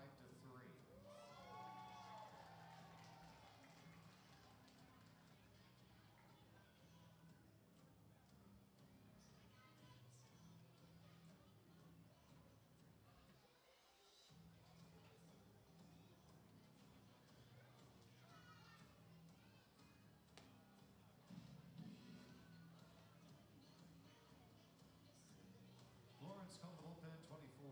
Campbell Spradling into pitch. Spradling's on the mound. Beetle behind the plate is powered by the answer Auto Repair East. 2319 North Peterborough Road 812-475-9000. Tell them in from the Otters and you.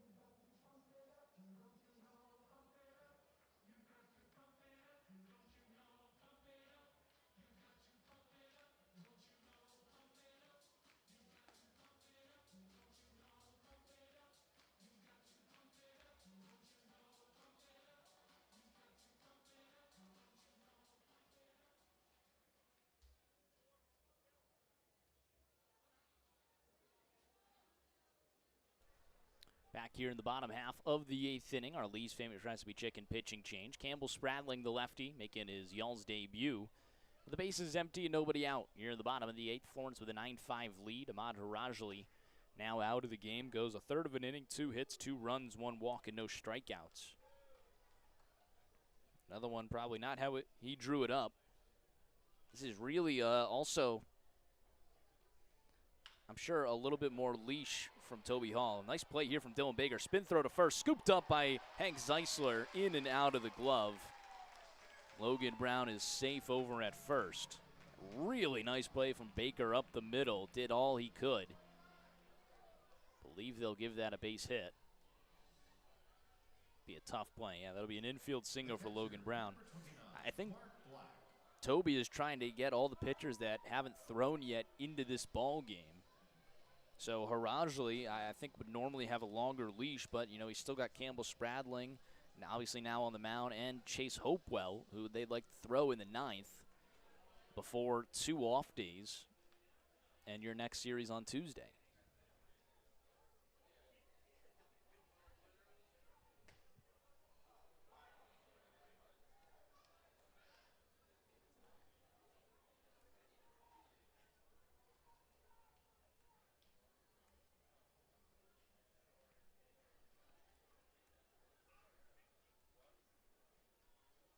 Oh, 1 swing and a miss. The batter is Mark Black. Now 0-2.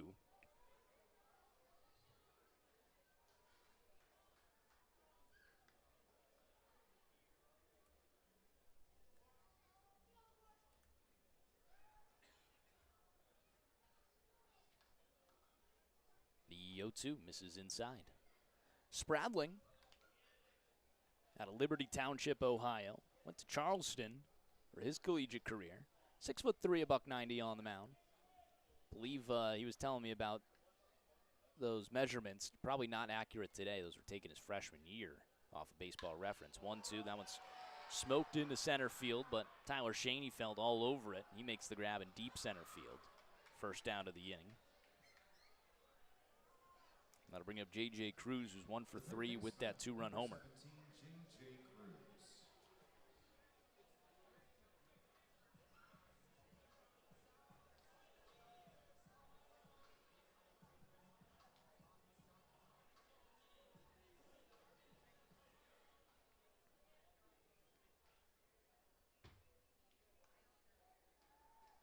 Lefty-lefty battle here. First pitch misses away. Runner on first and 1 out. Campbell Spradling, 4 seasons at University of Charleston, a 7-2 record, 4.52 ERA. That's 49 games, 14 starts, 89 and 2/3 innings pitched. 91 strikeouts to 64 walks. Pretty good stuff there. 1-0 in there for a strike. Transformed into a starter his senior year. 2025 with Charleston, 3-2 record, a 3.22 ERA across 9 starts, 44 and 2/3 innings pitched, 41 Ks and 23 walks. Really good senior year from Spradling. 1-1 check swing, doesn't go around.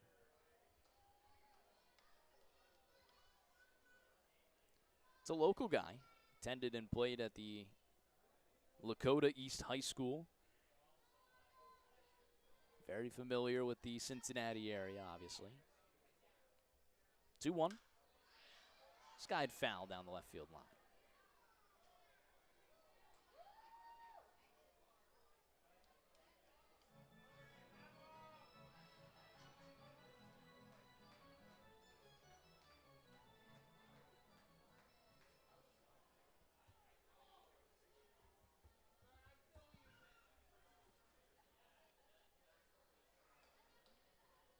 Here's the 2-2. Off speed misses away.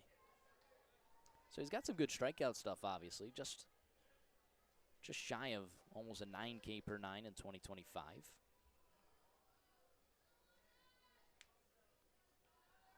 Obviously saw success as a starter. Broken bat right side and through the right side of the infield. Bobo will pick it up in right field. Station to station for Logan Brown. Runners now first and second in 1 away. TJ Salvaggio at the plate. The shortstop, number 19, TJ. Florence not using Spradling as that starter. That's got to be difficult to work through. It's nice that he obviously has the starting and relief experience, but his most recent work as a starter.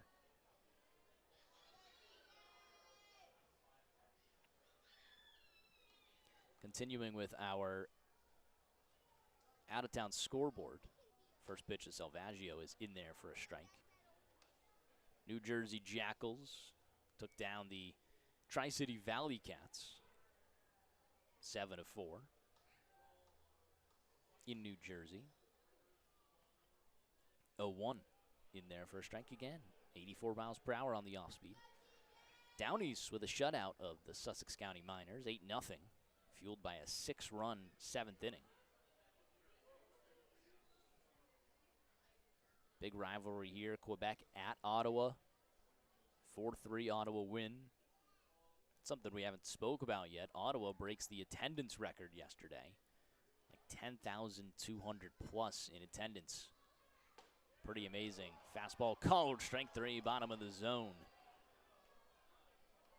Good afternoon, good evening, and good night. 3 pitches to TJ Salvaggio. Spradling gets his first strikeout as a yawl. That'll bring up Jordan Vyers. Ottawa took down Quebec 4-3. That concludes our out-of-town scoreboard presented by Thornbush Whiskey. Can't wait to get some of that Thornbush Whiskey at Thomas More Stadium. Not during the call, not during the call. Lights go out again for a brief appearance. I have no idea what's going on there. I mean, it is now 3 times.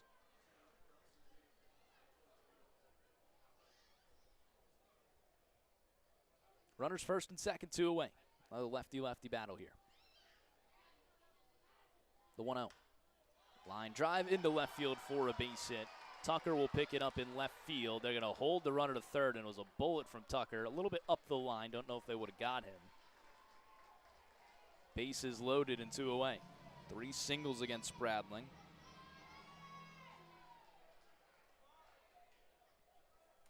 Florence hoping the rookie can escape the trouble before handing things off to Chase Hopewell. Close it down.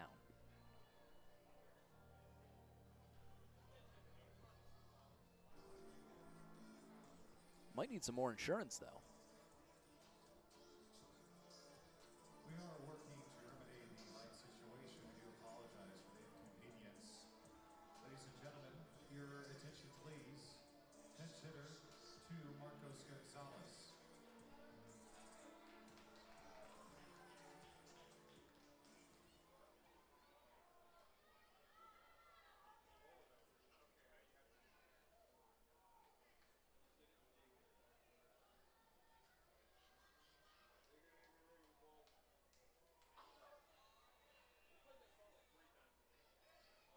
Spradling against the righty. Marcos Gonzalez pinch hitting for Adonis Forte, whose night is done 0 for 3. They're going to call a balk on Spradling, who looked like he went through his whole windup and didn't throw the pitch. A run will come in to score. That makes this a 9-6 ball game, 3-run ball game.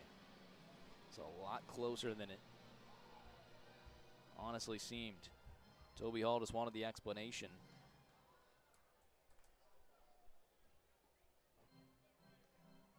So called balk, no pitch. Marcos Gonzalez in for Forte.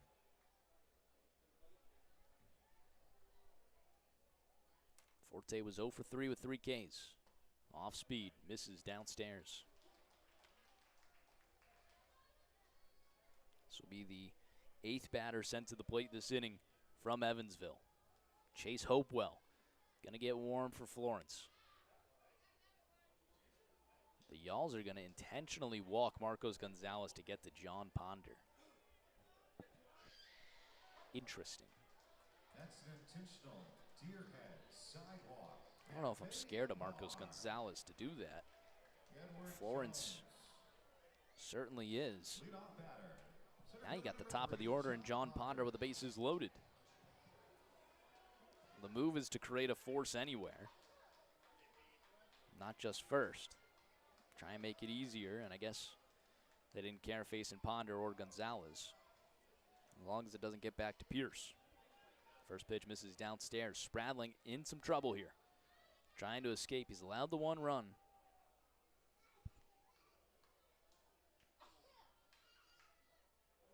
The lights go off. This is getting wild. That time it was in a stretch from Spradling. Like I said, it's great that nothing has happened during these brief stints of the lights being off. Another balk. I don't know what's going on. Another one where he's throwing. I have no idea what's happening. Toby Hall is arguing. It's something technologically, I think.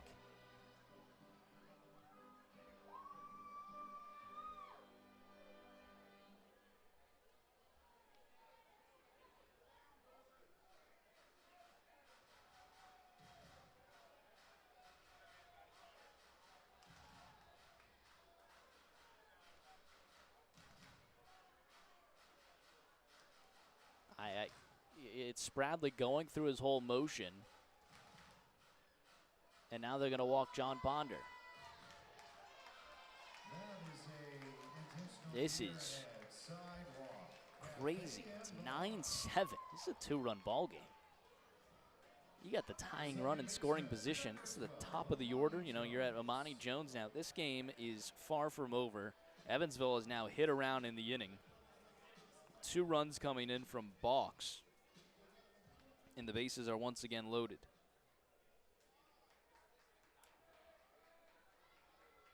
Amani Jones, the hero from last night. First pitch to him, ropes it over at the third baseman Blomquist, who snags it on a line to end the inning. The bases are stranded. Florence is able to escape and needs some insurance bad. We head to the top of the ninth. It's 9-7, clinging to a 2-run lead when we return to the Frontier League Network, powered by HDN. Out here on the field, first and third base side, we have a couple of master sub-chefs. First base side, we've got Lakeland. Third base is Izzy. They will be building themselves a artisan BLT. The first one to get the lettuce, the tomato, the bacon into the salt and deliver it with all ingredients to their respective Otter Bell will be your winner. You ready, yo? Nope. Got your back. Ready, set, go.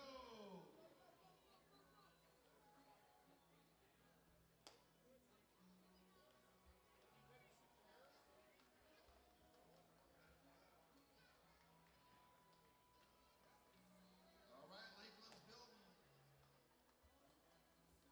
Izzy's building.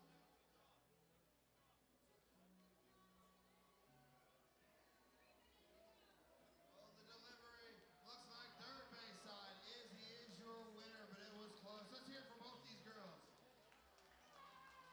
The only way to top us up is with real red wine vinegar made from red grapes and no food coloring. The only way to get it is at Jersey Mike's because authentic ingredients make us up above. Jersey Mike's is located at 939 North Burkhardt Road, here in Evansville. Call to the bullpen. Andrew Garcia in to pitch. Garcia's on the mound. Live behind the plate. It's powered by the Answer Auto Repair East. 2319 North River Road. 812-475-9000. Hockey update. 2 minutes are left in Peoria. Evansville leading 6-4. They just scored a goal. 6-4 with 1:58 left in that winner-take-all Game 5 of the SPHL Finals.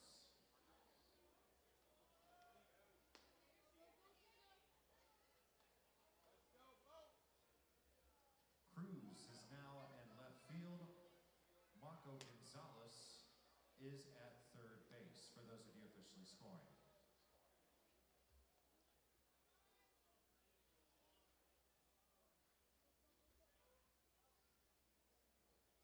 Leading off, second baseman 99, Keenan Taylor.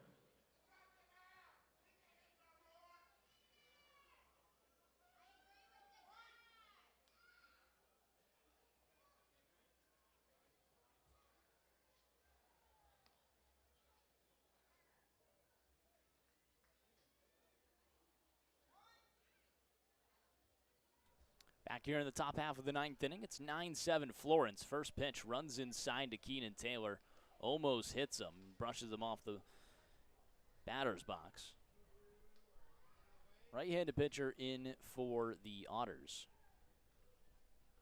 New righty. Looks like number 21, Andrew Garcia. Florence trying to get some insurance now in a 9-7 ball game. Making it anything but easy. 1-0. Check swing doesn't go around.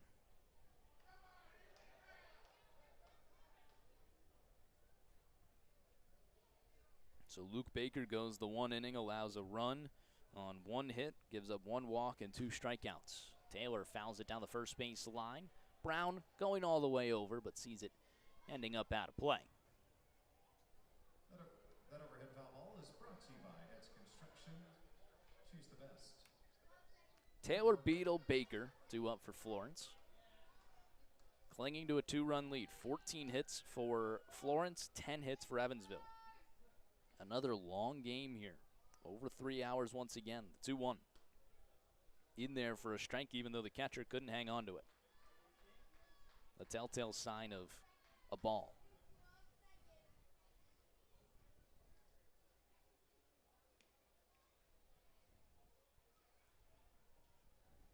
.94 miles per hour there from Andrew Garcia.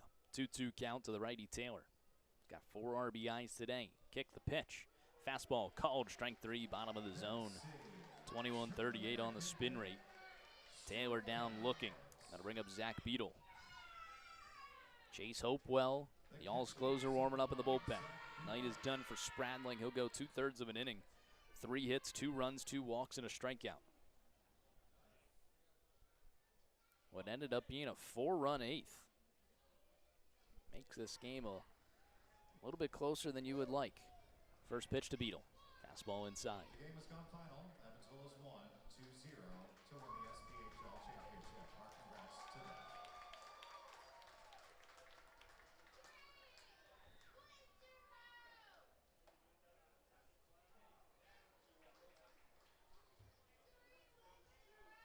That one's in there for a strike 1-1. Well, appreciate you guys all tuning in. I see we still have some people listening to the Y'all's radio stream. Probably some more on HTN. But it's another long game.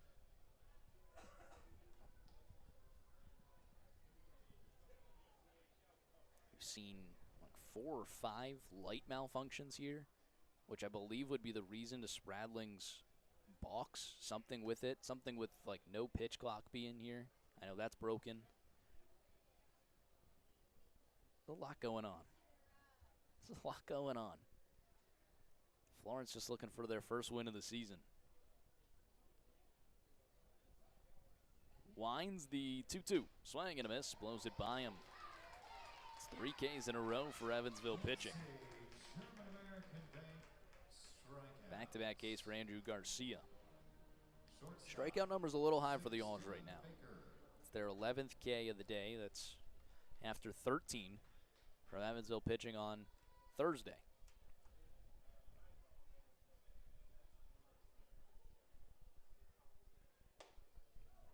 Big swing and a miss there from Baker. He's down 0-1. Baker's got a pair of strikeouts, but a walk and an RBI single as well. He's 1 for 3 on the day. Putting together some good at-bats. 0-1. Blows by him. Garcia seems to be in a league of his own right now. No pun intended. Being in the stadium where part of A League of Their Own was filmed.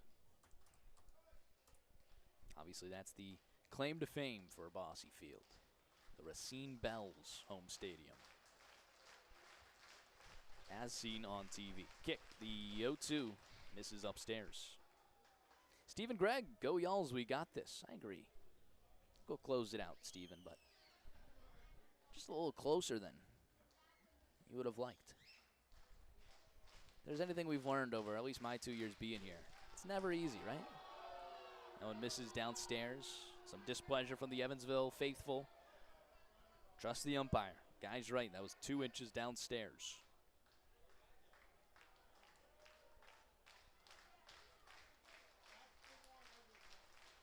Wind up again, the 2-2. Baker down the left field line, but foul. We'll do it again.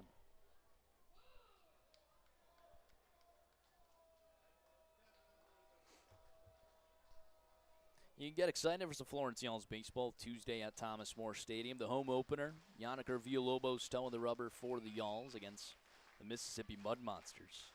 It'll be nice to have Mississippi's number this year. They certainly had Florence's last year. 2-2, swing and a miss.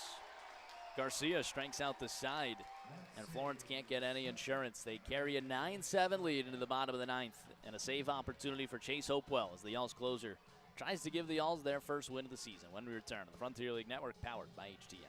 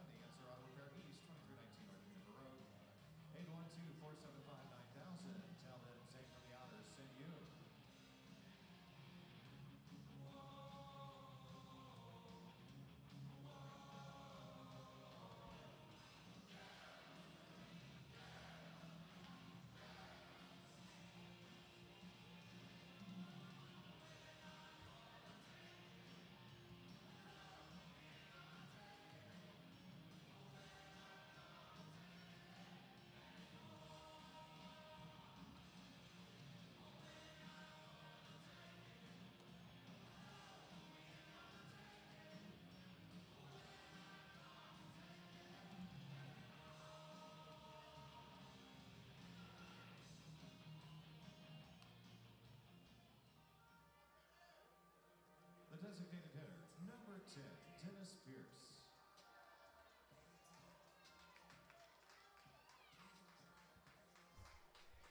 Bottom of the ninth, Florence trying to close out a 9-7 lead and nab their first win in 2026. Chase Hopewell, your Lee's Famous Recipe Chicken pitching change, coming in for his first save opportunity on the year. Acquired in the Armani Smith trade with Joliet, Hopewell in his second professional season in the Frontier League, third overall. He had a season with the Philadelphia Phillies farm system. Hard throwing righty, 95 miles per hour. He's got a 1-0 count to the most dangerous player in the lineup, Dennis Pierce. Grounded, foul down the third base line. 96 down the heart of the plate, 24-30 on the spin rate. Florence was able to grab Hopewell and Cafton in the Armani Smith trade. Right now, looking like a severe fleece. Armani Smith, I don't think he's showed up for Joliet yet or is on their inactive list. Hopewell has his sign, the wine. 1-1, misses inside. It's a 2-run lead. 14 hits for Florence, 10 for Evansville. 9-7, y'all's lead.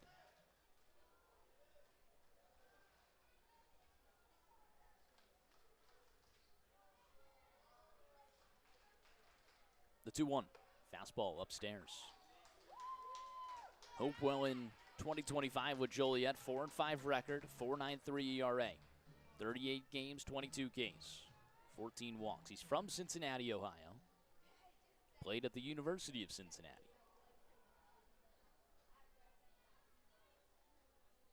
The 3-1, fouls it back. Signed with the Phillies in 2023. Was in low A Clearwater with the Threshers. 0-3 record, a 7.59 ERA. 32 innings pitched, 32 Ks, and 17 walks. The Ks being above the walks is the big thing. You don't want to have too many walks. You don't want to have more walks than strikeouts.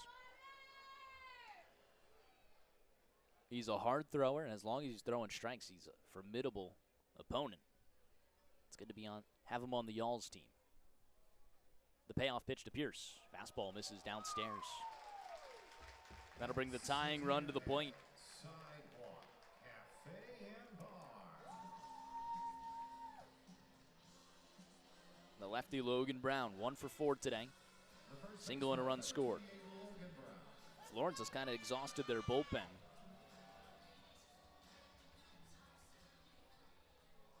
Liam Alpern, Blake Dunn, and probably not eligible. I would assume it'd be Eddie Cafton, the next to go up. Pickoff attempt. Ooh. Almost scooped from Zeisler, but I think it ended up off the helmet of Dennis Pierce and stays in front. A lucky break there from Florence.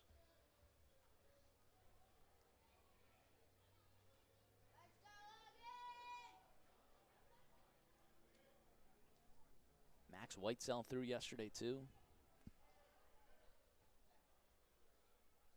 Swing and a miss there from Logan Brown on an off-speed downstairs.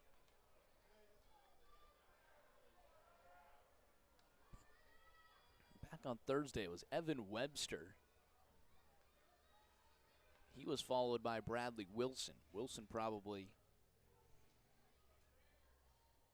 I would say probably not eligible there either. Maybe. 0-1 grounder. Third base side. Fielded on the backhand from Dylan Baker. Long throw to first is offline. Everybody safe. Runners first and second. Winning run coming to the plate.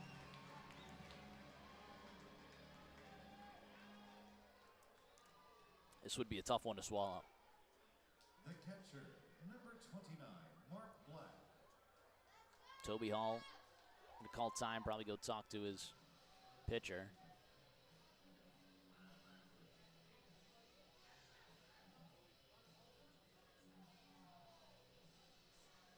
Toby Hall's had a lot of comms with the umpire today. He's going to go out to talk to Hopewell now. Bring the old infield in.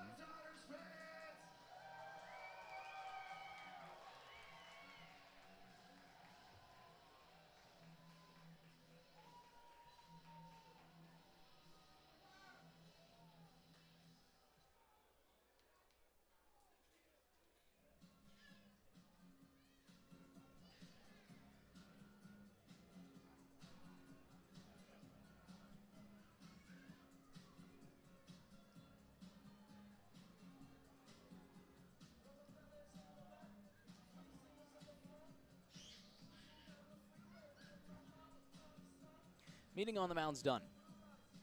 Runners first and second, nobody out. Mark Black, who's been a thorn in the side of Florence all series. He's been on base 3 times today. 2 for 3 with a walk and 2 runs scored. Y'all's with a 2-run lead. Black showing bunt. Gets it down the third baseline. Hopewell fields it on the backhand. Throw to first is in time. Sacrifice bunt moves the tying run into scoring position.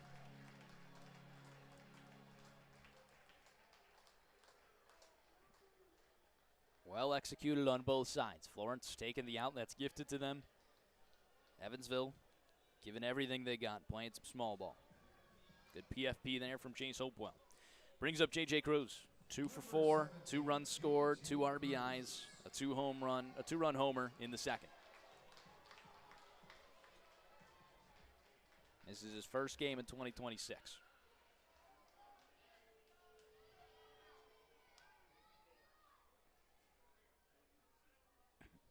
Infield, not in on the grass. Really just got to keep that runner on second from scoring. First pitch misses. Again, no backup plan here. It's Hopewell until it's not. Nobody warming up in the bullpen.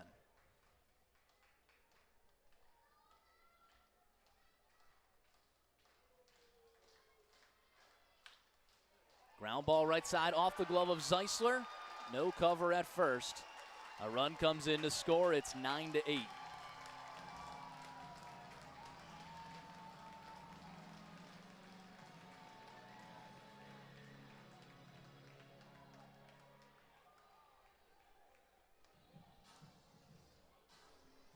Dave Brown mentioning that I said that Mississippi had our number. Yeah, I wanted to make sure that was clear. Mississippi had our number last year. That wasn't to say anything about Villa. Villa did have a complete game shutout there. He's going to throw great on Tuesday. Mississippi was just 9-3 against us last year.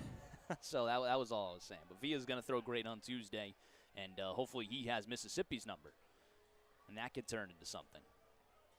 I would love to flip that script and be 9-3 against Mississippi this season. No doubt about that. 9-8 ball game here. Runners at the corners. The tying run is 90 feet away. TJ Salvaggio. First pitch misses upstairs. This is a close ball game, everybody. There's one away. Florence trying to get their first win of the season.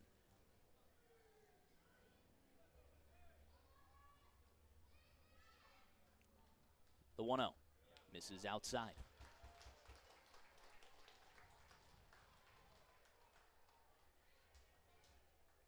That was the third hit of the day for J.J. Cruz. Again, he didn't play at all in the first 2 games.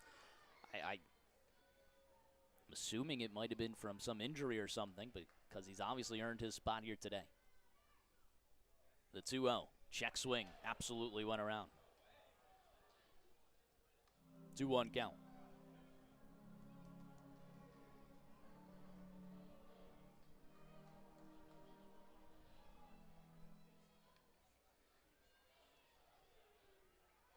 One away, runners at the corners. 9-8 Florence lead. Hopewell, the stretch. Here's the 2-1. Crushed out towards right center field. Cheney felt all the way on the run towards the wall. Nobody gets to it, and they collide. A run's going to come in to score. That'll tie this ball game up. J.J. Cruz will stay put at third. Florence has blown the lead.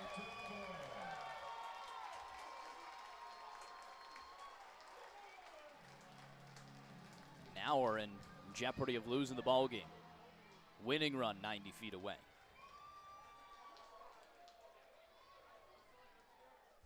It's an RBI double from Salvaggio, who almost had a home run. That was almost a walk-off blast. Second and third, one away. The right fielder, number 11, Jordan Vyers. Jordan Vyers, the batter.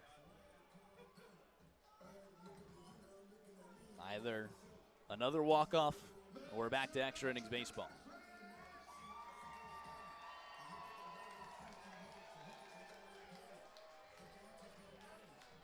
Let me tell you what, the stadium, dire need of upgrades. 100 years old. I'd kick it to the curb. You can't see anything out in right center field, and I'm sure that's probably what happened to Shaney Felt and Bobo out there trying to communicate. As the ball's hitting the shade out there in right center field.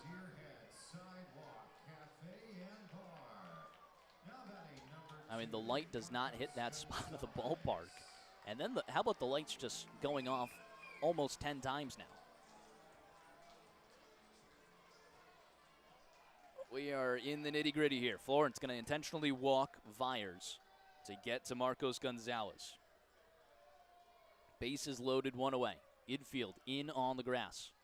First pitch, grounder left side through. Evansville walks it off. Back-to-back nights, and Florence is swept out of Evansville to start the season. Tough one to swallow for the Yalls. They dropped this one 10-9. Something about the Evansville Otters and walking off Florence in Evansville. They've had their way to start the season. For those kids who would like to head and bounce around the bases, go to the right field picnic area and wait for further instructions. For those of you departing, the Otters are back at the ballpark on Tuesday night. Not much to say. Start time 6:35. Good offensive game. 30. We hope to see Yeah, you're not gonna hear any complaints when you put up 9 runs. It was the old foe this time around. Hopewell gets the loss. The win will go to Andrew Garcia. 10-9 walk-off L. Florence heading back to Florence. 0-3. Yeah, the offense did everything they could today. I mean, 3 hits from Zeisler, 4 RBIs from Keenan Taylor. You saw a multi-hit game from Richardson, Zach Beadle, Jackson Tucker. But it was the pitching this time around.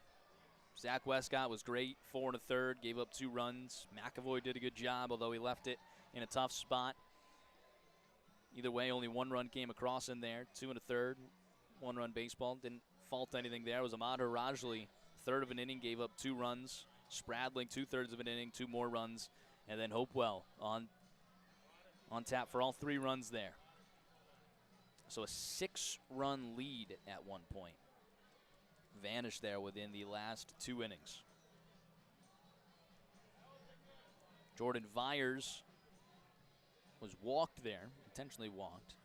So it should have been Marcos Gonzalez that just got that hit there, not John Ponder. I know he was on the screen. It should be Marcos Gonzalez as the hero with an RBI single to score J.J. Cruz and win the ball game. If I'm still going to hand out a player of the game, I would say it's Keenan Taylor, 4 RBIs. Although it's, again, still a great performance from Hank Zeisler, the captain, doing everything he needs to do. Just a tough one to swallow. Again, it's early in the season, 99 games more to go. I don't think anyone drew it up that we'd be swept in Evansville, but that's how it's gone. Evansville team is certainly beatable.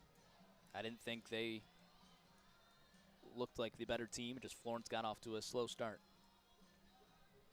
We will do it again on Tuesday. So you get a couple off days here, and we'll head back to Florence, Thomas More Stadium, where hopefully we can start to get things going better. Like I said, we're Tuesday, Yannick Villalobos against the Mississippi Mud Monsters. Still looking for our first win of the season. probably Villalobos, Wilson, and then I assume they go back to Webster. So it'll be Villalobos, Wilson, Webster due for that series.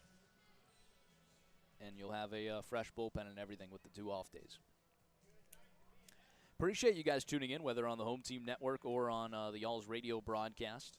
You guys have been great. It's been 2 long games. I know it's 11 o'clock now over on the eastern side. So if you are still listening, appreciate you guys staying through the whole way and trying to enjoy some Y'all's baseball. Still a lot of fun to be had this season. Still a lot to be fun to had in this ball game. Just didn't end up the way of the Y'alls. That'll do it for me in the broadcast booth. You guys have a great Sunday, a great Monday, and I hope you have a great rest of your night. Until next time, saying so long from Bossy Field, I've been Rory Tettemer.